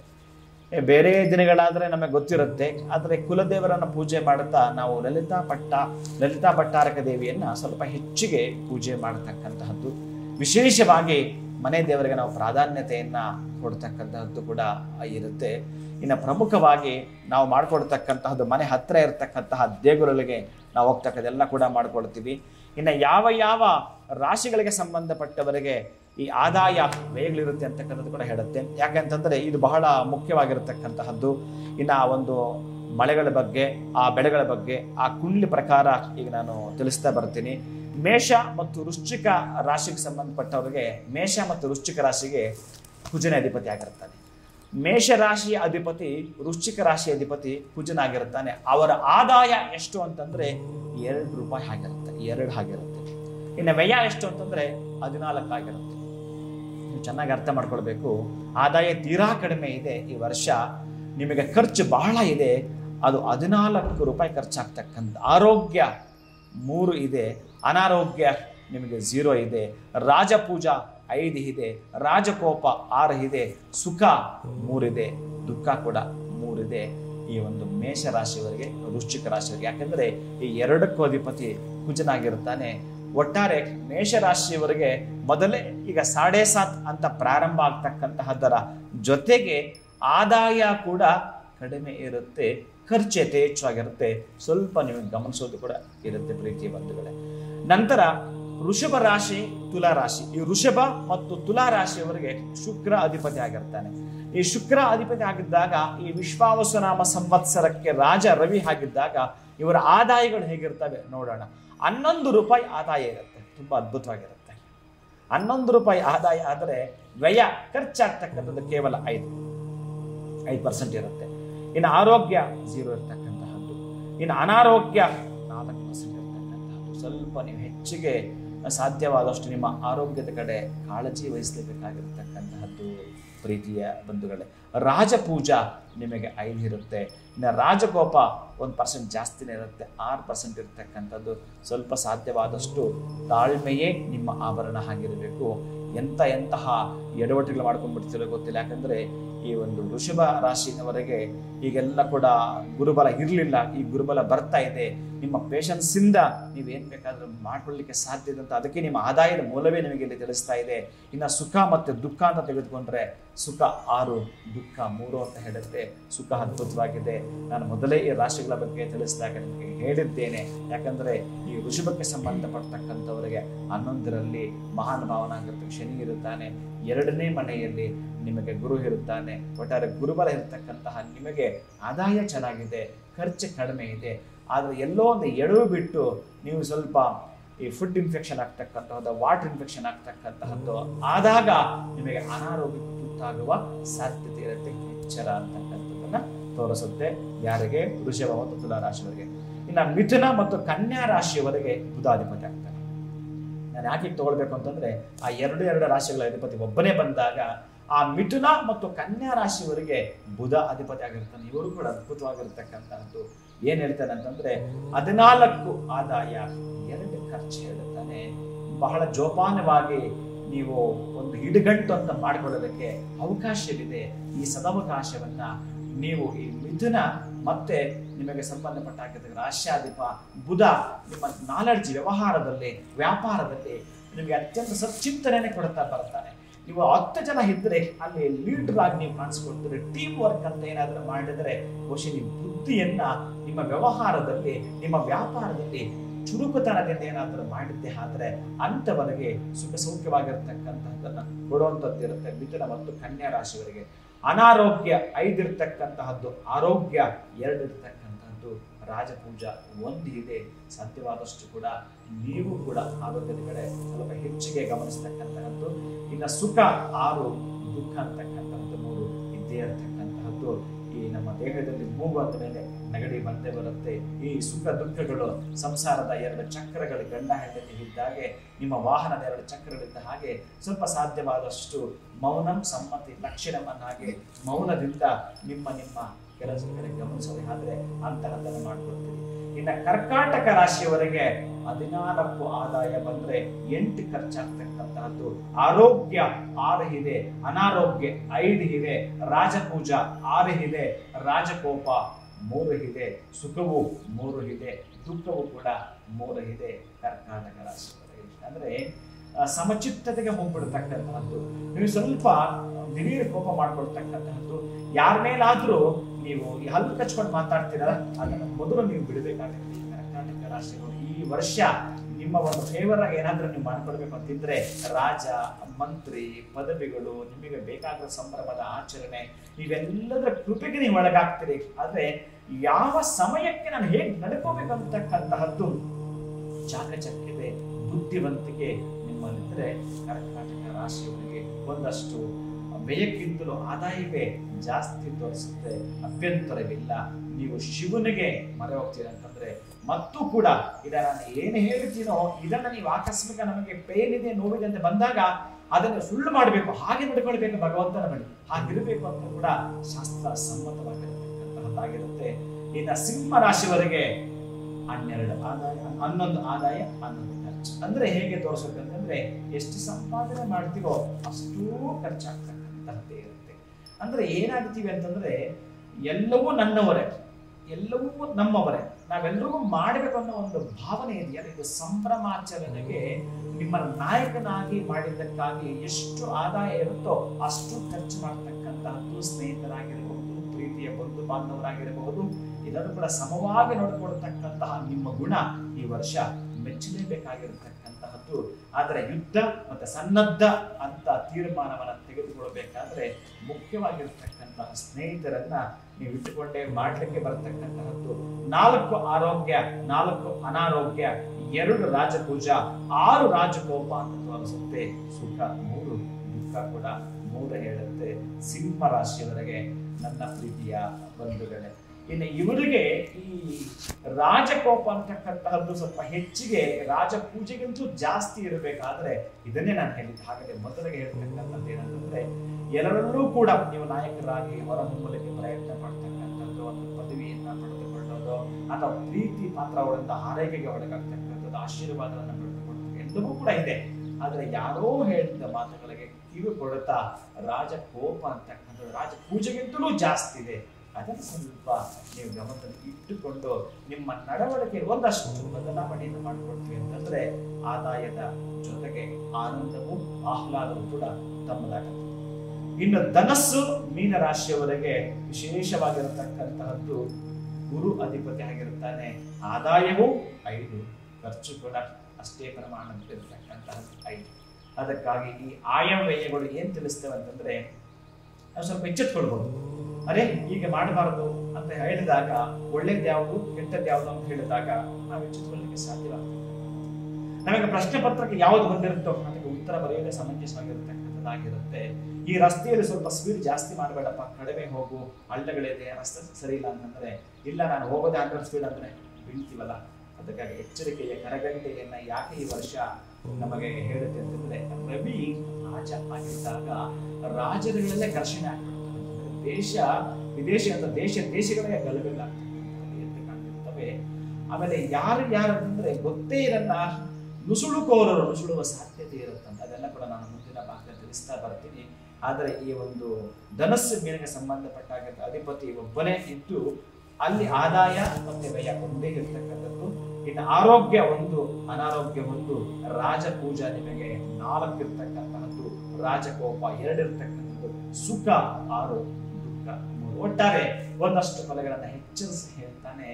ಎಲ್ಲಿ ಅಂತಂದ್ರೆ ದೈವ ಮಾನಸ ರೂಪೇಣ ಎಲ್ಲದರಲ್ಲೂ ಕೂಡ ಗುರು ಹಿರಿಯರಲಾಗಿರತಕ್ಕಂತಹದ್ದು, ಭಗವಂತನಾಗಿ ದೈವಿಕವನ್ನೇ ನಾವು ಕಾಣ್ತೀವಿ ಅನ್ನೋದಾದ್ರೆ ನಿಮಗೆ ಎಲ್ಲಾ ರೀತಿ ಕೂಡ ವೃತ್ತಿಯನ್ನ, ಅಭಿವೃದ್ಧಿಯನ್ನ, ಸಮೃದ್ಧಿಯನ್ನ ಮಾಡಿಕೊಳ್ಳಲಿಕ್ಕೆ ಸಾಧ್ಯವಾಗಿರುತ್ತೆ ಪ್ರೀತಿಯ ಬಂಧುಗಳೇ, ಧನಸ್ಸು ಮತ್ತು ಮೀನರಾಶಿಯವರಿಗೆ. ಇನ್ನು ಮಕರ ಮತ್ತು ಕುಂಭ ರಾಶಿಯವರಿಗೆ ಆದಾಯ 8, ಖರ್ಚು 16. ಸ್ವಲ್ಪ ಹೆಚ್ಚು ತೋರಿಸುತ್ತೆ. ನೀವು ಎಷ್ಟು ಸಂಪಾದನೆ ಮಾಡ್ತೀರೋ ನಿಮ್ಮ ಸಂಪಾದನೆ ಒಳಗಡೆ ನೀವಿದ್ರೆ ಪರವಾಗಿಲ್ಲ, ಇನ್ನೊಬ್ಬರು ಹೇಗೆ ಖರ್ಚು ಮಾಡ್ತಿದ್ದಾರೋ ಪಕ್ಕದ ಮನೆಯವ್ರನ್ನ ಹೋಲಿಕೆ ಮಾಡಿಕೊಂಡ್ರೆ ನಾವಿನ್ನೊಂದಷ್ಟು ಸಾಲ ಮಾಡಬೇಕಾಗುತ್ತೆ. ನಾವು ಸಂಪಾದನೆ ಮಾಡ್ತೀವಲ್ಲ ಅದಕ್ಕೆ ಇನ್ನೊಂದಷ್ಟು ಸೇರಿಸ್ಕೊಂಡು ನಾವು ದರ್ಪವನ್ನ ತೋರಿಸ್ಕೊಳ್ಬೇಕಾಗತ್ತೆ. ಇದ್ರ ಕಡೆ ನೀವು ಗಮನಿಸಬೇಕಾಗತ್ತೆ. ಮುಖ್ಯವಾಗಿರತಕ್ಕಂಥದ್ದು ಕುಂಭ ರಾಶಿಯವರು, ಮಕರ ರಾಶಿಯವರಿಗೆ ಶನಿ ಅಧಿಪತಿ ಆಗಿರುತ್ತಾನೆ. ಅಂತವರಿಗೆ 8 ಆದಾಯ, 14 ಖರ್ಚು ತೋರಿಸುತ್ತೆ, 2 ಆರೋಗ್ಯ, 3 ಅನಾರೋಗ್ಯ ತೋರಿಸ್ತಕ್ಕಂಥದ್ದು. ಸ್ವಲ್ಪ ಅನಾರೋಗ್ಯ ತುತ್ತಾಗ್ತಕ್ಕ ಸಾಧ್ಯತೆ ಹೆಚ್ಚಿಗಿದೆ. 6 ರಾಜಪೂಜಾ, 5 ರಾಜಪೂಜಾ, 6 ರಾಜಕೋಪ ಅಂತ ತೋರಿಸುತ್ತೆ. ಸುಖ ದುಃಖ ಸಮವಾಗಿ 3 ತೋರಿಸ್ತಾ ಇದೆ. ಒಟ್ಟಾರೆಯಾಗಿ ಏನು ಹೆಚ್ಚಿಗೆ ಮಾತಾಡ್ಲಿಕ್ಕೆ ಹೊರಟರು ಕೂಡ ನಮಗೆ ಆದಾಯ ಕಡಿಮೆ ಇದೆ. ಅದಕ್ಕಾಗಿ ನಾವೇನ್ ಮಾಡ್ಬೇಕು ಅಂತಂದ್ರೆ ನಮ್ಮ ಆದಾಯಕ್ಕೊಂದು ಬಾರ್ಡರ್ ಲೈನ್ ಹಾಕೋಬೇಕಲ್ಲ, ಅಂತಹ ಬಾರ್ಡರ್ ಲೈನ್ ಅನ್ನು ಹಾಕೊಂಡಿದ್ರೆ ನಾವು ಪ್ರಗತಿಯನ್ನು ಹೆಜ್ಜೆ ಹಾಕ್ಬೋದು. ಒಟ್ಟಾರೆ ಒಂದು ಶ್ಲೋಕದಿಂದಲೇ ಸಂಪೂರ್ಣವಾಗಿ ಆ 12 ಕುಂಡಲಿಗಳು ಏನಿರತಕ್ಕಂತಹದ್ದು, 12 ಮನೆಗಳು ಏನಿದಾವೋ ಅಷ್ಟು ಸಂಪೂರ್ಣವಾಗಿ ಈ ಆದಾಯ ವ್ಯಯಗಳಲ್ಲಿ ಕೂಡ ನಮಗೆ ತೋರಿಸ್ತಾ ಬರುತ್ತೆ. ಅಷ್ಟರಲ್ಲಿ ನಮ್ಮ ಮಾಡಲನ್ನು ಹಾಕೊಳ್ತಕ್ಕಂತಹದ್ದು, ಅದಕ್ಕೆ ಸಂಬಂಧಪಟ್ಟ ಹಾಗೆ ಇರತಕ್ಕಂತಹದ್ದು ಕೂಡ ಚೆನ್ನಾಗಿರ್ತಕ್ಕಂತಹದ್ದು ಪ್ರೀತಿಯ ಬಂಧುಗಳೇ. ಇನ್ನು ಈ ಸಂವತ್ಸರಕ್ಕೆ ಸಂಬಂಧಪಟ್ಟಾಗಿರ್ತಕ್ಕಂತಹದ್ದು ಏನು ಆದಾಯ ವ್ಯಯ ಅಂತ ತೋರಿಸ್ತಾ ಇತ್ತು, ಅದರ ಪ್ರಕಾರವಾಗಿ ಇನ್ನು ಮಳೆ ಬೆಳೆಗಳಂತಕ್ಕಂತಹದ್ದು, ಕಾಲ ಕಾಲಕ್ಕೆ ಮಳೆ ಕಾಲ ಕಾಲಕ್ಕೆ ಬೆಳೆ ಅಂತಕ್ಕಂಥದ್ದು ಏನ್ ತೋರಿಸ್ತಾ ಇದ್ವಿ, ಇದರ ಪ್ರಕಾರ ನಾವೇನಾದ್ರೂ ಕೂಡ ಯೋಚನೆ ಮಾಡುತ್ತಾ ತಿಳ್ಕೊಳ್ಳೋದೇ ಆದ್ರೆ ಇನ್ನು ವಿಶೇಷವಾಗಿರ್ತಕ್ಕಂಥದ್ದು ನಾನು ಆಗಲೇ ಹೇಳಿದೆ, ಅತಿವೃಷ್ಟಿ ಅನಾವೃಷ್ಟಿ ಆಗೋ ಸಾಧ್ಯತೆ. ಅತಿವೃಷ್ಟಿ ಅನಾವೃಷ್ಟಿ ಯಾವಾಗ ಮಳೆ ಬರಬೇಕೋ ಆವಾಗ ಬರದೇ ಇರತಕ್ಕಂತಹದ್ದು, ಎಲ್ಲಿ ಬರಬೇಕಾಗಿತ್ತೋ ಅಲ್ಲಿ ಬರದೇ ಇದ್ದಾಗ ಬಹಳ ಕಷ್ಟ ಆಗ್ತಕ್ಕಂಥದ್ದು ಪ್ರೀತಿಯ ಬಂಧುಗಳೇ. ಇಲ್ಲಿ ನಾನು ಕುಂಡ್ಲಿಯನ್ನ ನಿಮಗೆ ಒಂದು ಸಲ ಮ್ಯಾಚ್ ಮಾಡಿ ಒಂದೊಂದಾಗಿ ತಿಳಿಸ್ತಾ ಹೋಗೋದೇ ಆದ್ರೆ ಈ ಒಂದು ರಾಶಿಗಳ ಪ್ರಕಾರವಾಗಿ ಪ್ರವರ್ಧಮಾನಕ್ಕೆ ಬರತಕ್ಕಂತಹದ್ದು ನಿಮಗೆ ಹೀಗೆ ತೋರಿಸ್ತಾ ಇರತಕ್ಕಂತಹ ಈ ಒಂದು ವಿಶ್ವಾವಸನಾಮ ಸಂವತ್ಸರದ ಈ ಒಂದು ಪಂಚಾಂಗ ಏನ್ ತೋರಿಸುತ್ತೆ ಅಂತಂದ್ರೆ, ಸಿಂಹ ಲಗ್ನಕ್ಕೆ ಸಂಬಂಧಪಟ್ಟಾಗಿರತಕ್ಕಂತಹದ್ದು. ನಾನು ಬಹುಶಃ ಈ ಪಂಚಾಂಗ ಶ್ರವಣ ಅಂದಾಗ ಮಾತ್ರ ಪಂಚಾಂಗ ತೆಗೆದುಕೊಂಡಿರ್ತೀನಿ.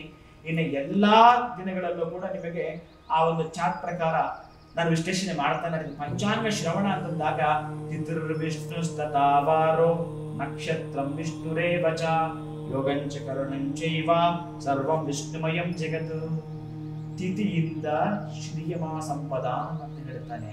ತಿಥಿಯನ್ನ ನಾವು ಹೇಳ್ತಿದ್ದಾಗ ಸಂಪದ ಬರುತ್ತೆ ಅಂತ ಹೇಳ್ತಾನೆ. ವಾರಾತ್ ಆಯುವೃದ್ಧಿ, ವಾರವನ್ನ ಪದೇ ಪದೇ ಹೇಳಿಕೊಳ್ತಿದ್ರೆ ಆಯಸ್ಸು ವೃದ್ಧಿ ಆಗ್ತಕ್ಕಂಥದ್ದು. ನಕ್ಷತ್ರಾತ್ ಹರತೆ ಪಾಪಂ ಅಂತ ಹೇಳುತ್ತಾನೆ. ನಕ್ಷತ್ರವನ್ನ ಹೇಳಿಕೊಳ್ಳೋದ್ರಿಂದ ನಾವು ಎಂದೋ ಮಾಡಿರ್ತಕ್ಕಂಥ ಪಾಪ ನಿವಾರಣೆ ಆಗ್ತಕ್ಕಂಥದ್ದು. ಇನ್ನು ಕರ್ಣಾತ್ ಕಾರ್ಯಸಿದ್ಧಿ ಅಂತ ಹೇಳುತ್ತಾನೆ. ಕರ್ಣ ಅನ್ನೋದು ಏನಿದೆಯೋ ಅದನ್ನ ಹೇಳಿದಾಗ ನಮಗೆ ಕಾರ್ಯಸಿದ್ಧಿ ಆಗ್ತಕ್ಕಂಥ. ಅದಕ್ಕೆ ಚಿತ್ರದ ವಿಷ್ಣು ತಥಾವಾರೋ ನಕ್ಷತ್ರ ವಿಷ್ಣು ರೇವಚ ಯೋಗಂಚ ಕರ್ಣಚೈವ ಯೋಗಾತ್ ರೋಗ ನಿವಾರಣಾತ್. ಯೋಗವನ್ನ ಹೇಳಿದಾಗ ರೋಗ ನಿವಾರಣೆ ಆಗ್ತಕ್ಕಂಥದ್ದಂದ್ರೆ, ಈಗ ನಾವು ಕುಂಡಿನ ಒಮ್ಮೆ ಗಮನಿಸಿದಾಗ ಪ್ರೀತಿಯ ಬಂಧುಗಳೇ, ಸಿಂಹ ಲಗ್ನಕ್ಕೆ ಸಂಬಂಧಪಟ್ಟ ಹಾಗೆ ನಾನು ಹೇಳ್ತಾ ಇರತಕ್ಕಂತಹದ್ದು ವಿಶ್ವಾವಸನಾಮ ಸಂವತ್ಸರದ ಕುಂಡಲಿ. ಆ ವಿಶ್ವಾವಸನಾಮ ಸಂವತ್ಸರದ ಕುಂಡ್ಲಿ ಪ್ರಕಾರ ನೋಡಿದಾಗ ಈ ಶ್ಲೋಕ ಹೇಳಿದ ಹಾಗೆ ನಾನು ಆ ವಿಶ್ವಾವಸು ಅಂತಕ್ಕಂಥ ಶ್ಲೋಕ ಏನ್ ತೋರಿಸ್ಕೊಳ್ತಂದ್ರೆ, ಸಿಂಹ ಲಗ್ನಕ್ಕೆ ಸಂಬಂಧಪಡತಕ್ಕಂಥ ಲಗ್ನಾಧಿಪತಿ 8ನೇ ಮನೆಯಲ್ಲಿದ್ದಾನೆ, ಅಷ್ಟಮದಲ್ಲಿದ್ದಾನೆ. ಲಗ್ನಾಧಿಪ ಅಷ್ಟಮದಲ್ಲಿದ್ದಾನೆ. ದ್ವಿತೀಯಾಧಿಪ ಬುಧ, ಆತ ಕೂಡ ಎಲ್ಲಿದ್ದಾನೆ? ಅಷ್ಟಮದಲ್ಲೇ ಇದ್ದಾನೆ. ಇನ್ನ ತೃತೀಯಾಧಿಪ ಯಾರು? ಶುಕ್ರ, ಅವ ಕೂಡ ಎಲ್ಲಿದ್ದಾನೆ? ಅಷ್ಟಮದಲ್ಲಿದ್ದಾನೆ. ಇನ್ನ ಲಗ್ನಾತ್ ಚತುರ್ಥಾಧಿಪ, ಲಗ್ನಾ ಚತುರ್ಥಾಧಿಪತಿ ಎಲ್ಲಿದ್ದಾನೆ? ಏಕಾದಶ ಸ್ಥಾನೇಶು ಶುಭಫಲ ಪ್ರಾಪ್ತಿರ್ಥಂ, 11ನೇ ಮನೆಯಲ್ಲಿದ್ದಾನೆ. ಇದೆಲ್ಲ ಏನೇನಂತ ನಿಮ್ಗೆ ತಿಳಿಸ್ತಾ ಬರ್ತೀನಿ. 11ರಲ್ಲಿದ್ದಾನೆ. ಲಗ್ನಾತ್ ಪಂಚಮಾಧಿಪತಿ, ಲಗ್ನಾತ್ ಪಂಚಮಾಧಿಪತಿ ಎಲ್ಲಿದ್ದಾನೆ? 10ನೇ ಮನೆಯಲ್ಲಿದ್ದಾನೆ. ಇನ್ನು ಲಗ್ನಾತ್ ಷಷ್ಠಮಾಧಿಪತಿ ಎಲ್ಲಿ ಇದ್ದಾನೆ? ಷಷ್ಠಮಕ್ಕೆ ಸಪ್ತಮಕ್ಕೆ ಸಂಬಂಧಪಡ್ತವ ಅಲ್ಲೇ ಇದ್ದಾನೆ. ಇವತ್ತು ರಾತ್ರಿ 11 ಗಂಟೆಗೆ 9 ಗಂಟೆಯಿಂದ ಮೇಲೆ ಆತ ಏನು ಬರುತ್ತಾನೋ ಬರ್ತಕ್ಕಂಥ ಘಟ್ಟಕ್ಕೆ ಸಂಬಂಧಪಟ್ಟಾಗೆ 8ನೇ ಮನೆಗೆ ಬರ್ತಾನೆ. ಇನ್ನ ಆ ಸಪ್ತಮಾಧಿಪತಿ ಷಷ್ಠಮಾಧಿಪತಿ ಕೂಡ 8ನೇ ಮನೆ ಬರ್ತಾನೆ. ಇನ್ನು ಲಗ್ನಾತ್ ಅಷ್ಟಮಾಧಿಪತಿ ಗುರು ಎಲ್ಲಿ ಇದ್ದಾನೆ? ದಶಮದಲ್ಲಿದ್ದಾನೆ. ಇನ್ನ ಲಗ್ನಾತ್ ವಿಶೇಷವಾಗಿರತಕ್ಕಂಥ ನವಮಾಧಿಪತಿ ಭಾಗ್ಯಾಧಿಪತಿ ಯಾರು? ಕುಜ ಎಲ್ಲಿದ್ದಾನೆ? ಲಾಭದಲ್ಲಿದ್ದಾನೆ, ಲಾಭದಲ್ಲಿದ್ದಾನೆ. ಮತ್ತೆ ಲಗ್ನಾತ್ ದಶಮಾಧಿಪತಿ ಅಷ್ಟಮದಲ್ಲಿದ್ದಾನೆ ಯಾರು? ಶುಕ್ರ. ಚೆನ್ನಾಗಿ ಗಮನಿಸಬೇಕು. ಹಾಗಾಗಿ ಇನ್ನ ಲಗ್ನದಿಂದ 11ನೇ ಮನೆ ಅಧಿಪತಿ ಬುಧ ಎಲ್ಲಿದ್ದಾನೆ? ವಕ್ರಿಯನಾಗಿ ಅಷ್ಟಮದಲ್ಲಿದ್ದಾನೆ, 11ನೇ ಮನೆ ಅಧಿಪತಿ. ಲಗ್ನಾತ್ ವ್ಯಯಾಧಿಪತಿ ಆತ ಚಂದ್ರ ಎಲ್ಲಿದ್ದಾನೆ? ಆತ ಕೂಡ ಮೀನದಲ್ಲಿದ್ದಾನೆ. ಇನ್ನು ಲಗ್ನಾಧಿಪತಿ ಆಗಿರತಕ್ಕಂತಹ ಸೂರ್ಯ ಎಲ್ಲಿದ್ದಾನೆ? ಅಷ್ಟಮದಲ್ಲಿದ್ದಾನೆ. ಅದಕ್ಕೆ ಈಗ ನೋಡೋಣ ಏನ್ ಹೇಳುತ್ತೆ ಇದಂತಂದ್ರೆ, ಈ ಕುಂಡ್ಲಿ ನಮಗೆಲ್ಲ ಏನ್ ತೋರಿಸುತ್ತೆ ಅಂತಂದ್ರೆ, ಲಗ್ನಾಧಿಪತಿ ಆಗಿರತಕ್ಕಂತಹ ರವಿ ಎಲ್ಲಿ ಇದ್ದಾನೆ? ಅಷ್ಟಮದಲ್ಲಿದ್ದಾನೆ. ಅಷ್ಟಮ ಸ್ಥಾನ ಏನ್ ತೋರಿಸುತ್ತೆ ಅಂತಂದ್ರೆ ಆಯುಸ್ಸನ್ನ ತೋರಿಸುತ್ತೆ. ಅಂತಹ ಆಯುಸ್ಸಿಗೆ ಸಂಬಂಧಪಟ್ಟತಕ್ಕಂಥದ್ದು ಮೊದಲೇ ಷಷ್ಠಕೂಟವ ನಡೀತಾ ಇದೆ. ಆ ಷಷ್ಠಕೂಟ ಅಂತಕ್ಕಂಥದ್ದು ಏನು ಇದೆಯೋ ಅಲ್ಲಿ ನಡೀತಕ್ಕಂಥದ್ದು ಈ ವರ್ಷದ ಫಲಗಳನ್ನ ಯಾರ್ಯಾರ ಜೊತೆಗೆ ಯಾವ ಕಾಂಬಿನೇಷನ್ ಅನ್ನ ಮಾಡಿಕೊಳ್ಳತಕ್ಕಂಥದ್ದು ತೋರಿಸ್ತಾ ಬರುತ್ತೆ. ಅಂತಹ ವಿಶೇಷವಾಗಿರತಕ್ಕಂತಹ ರಾಜ ಎಲ್ಲಿದ್ದಾನೆ? ಅಷ್ಟಮದಲ್ಲಿದ್ದಾನೆ. ಯಾರ್ಯಾರು ಅಲ್ಲಿ ಇದ್ದಾರೆ? ಶುಕ್ರ ಇದ್ದಾನೆ, ಶನಿ ಇದ್ದಾನೆ. ಇವರೆಲ್ಲ ಕೂಡ ಈತನಿಗೆ ಶತ್ರುಗಳೇ, ವಿರುಸ ಭಾವಗಳಾಗ್ತಕ್ಕಂತಹ ಸಾಧ್ಯತೆ. ರಾಜಕೀಯದಲ್ಲಿ ಎಷ್ಟು ಅಂತಂದ್ರೆ ಇದು ಹೇಳುತ್ತಿರೋದು ಆ ರಾಜಕೀಯ ಮಾತ್ರವಲ್ಲ, ದೇಶ ನಮ್ಮ ಪಕ್ಕದ ರಾಷ್ಟ್ರಗಳಾಗಿರ್ತವೆ ಯಾವ್ಯಾವಿದೋ ಅವೆಲ್ಲ ಕೂಡ ಶತ್ರುಗಳು ಒಳನು ಸುಳುವ ಸಾಧ್ಯತೆ ಇರತಕ್ಕಂಥದ್ದಿರುತ್ತೆ. ಇನ್ನು ದ್ವಿತೀಯಾಧಿಪತಿ ಬುಧ ಕೂಡ ಅಲ್ಲೇ ಇದ್ದಾನೆ, ವಕ್ರೀನಾಗಿ ನೀಚನಾಗಿರುತ್ತಾನೆ. ಬುಧ ನೀಚನಾದಾಗ ರಾಜನಿಗಾಗಿರಬಹುದು, ಆ ರಾಷ್ಟ್ರದ ಪ್ರಜೆಗಳಾಗಿರಬಹುದು, ಎಷ್ಟೇ ಬುದ್ಧಿವಂತರು ಅನಿಸ್ಕೊಂಡಿದ್ರು ಕೂಡ ಬುದ್ಧಿಯಲ್ಲಿ ಎಲ್ಲೋ ಒಂದು ಕಡೆ ಸೋತು ಬಿಡುವ ಸಾಧ್ಯತೆ. ಅರೆ ನಾನು ಹೀಗೆ ಮಾಡಿಬಿಟ್ನಾ, ಅರೆ ನಾನು ಹೇಗೋ ಮಾತಾಡ್ಬೇಕು ಅನ್ಕೊಂಡಿದ್ದೆ, ನಾನು ಹೀಗೆ ಮಾತಾಡೋಣ, ನಾನು ಈಗ ಬರೆದಿರ್ತಕ್ಕ ನಿಮಗೆ ಸರಿಯಾಗಿ ಓದಕ್ಕಾಗಲಿಲ್ಲ, ನಾನೇ ಓದಕ್ಕಾಗಲ್ಲ, ಅಷ್ಟು ಅದ್ಭುತವಾಗಿರ್ತಕ್ಕಂಥ ಮೆಸೇಜ್ ಇರುತ್ತೆ, ಮಾತಾಡಕ್ಕೆ ಆಗಲ್ಲ. ಬುಧ ಹಾಗೆಲ್ಲ ಮಾಡ್ತಿರ್ತಾರೆ. ಅಂತಹ ಅದ್ಭುತಗಳಿರ್ತವೆ, ಅತ್ಯಂತ ವಿಶೇಷವಾಗಿರತಕ್ಕಂಥ. ಅದಕ್ಕಾಗಿ ನಾನು ಏನ್ ಹೇಳ್ತೀನಿ ಅಂತಂದ್ರೆ ಇದಕ್ಕೆಲ್ಲದಕ್ಕೂ ಕೂಡ ಪ್ರಮುಖವಾಗಿ ನಮ್ಮ 3ನೇ ಅಧಿಪತಿ ಶುಕ್ರ ಕೂಡ ಅಲ್ಲಿದ್ದಾನೆ, ನೀಚ ಸ್ಥಾನದಲ್ಲಿರ್ತಕ್ಕಂತಹದ್ದೆಲ್ಲ ತೋರಿಸುತ್ತೆ. ಒಟ್ಟಾರೆಯಾಗಿ ರಾಷ್ಟ್ರ ರಾಜ್ಯದ ಭವಿಷ್ಯದ ಕಡೆ ನಿಧಾನಕ್ಕೆ ನಾವು ಗಮನಿಸ್ತಾ ಹೋದರೆ, ಇನ್ನ ಲಗ್ನದಿಂದ ವಿಶೇಷವಾಗಿ ತೃತೀಯಾಧಿಪತಿ ಕೂಡ ಏನಿದ್ದಾರೆ ಶುಕ್ರ ಇದ್ದಾಗ ಸ್ವಲ್ಪ ಏನು ತೋರಿಸ್ಕೊಡುತ್ತೆ ಅಂತಂದ್ರೆ, ನಮ್ಮ ಈ ಚಿತ್ರರಂಗ ಇದೆಯಲ್ಲ ಅದೊಂದಷ್ಟು ಹೆಸರು ಮಾಡುತ್ತೆ. ಆಮೇಲೆ ಸಾಧ್ಯ ಆದಷ್ಟು ಈ ವರ್ಷ ಒಂದು ಯಾವ್ದಾದ್ರು ಒಂದು ಅವಾರ್ಡ್ ಮೂವಿಗಳು ಬರ್ತಕ್ಕಂತಹದ್ದು, ಒಂದು ರೀತಿಯಾಗಿ ಆಸ್ಕರ್ ಕೂಡ ಬಾಚ್ಕೋಬಹುದೇ ಈ ವರ್ಷ.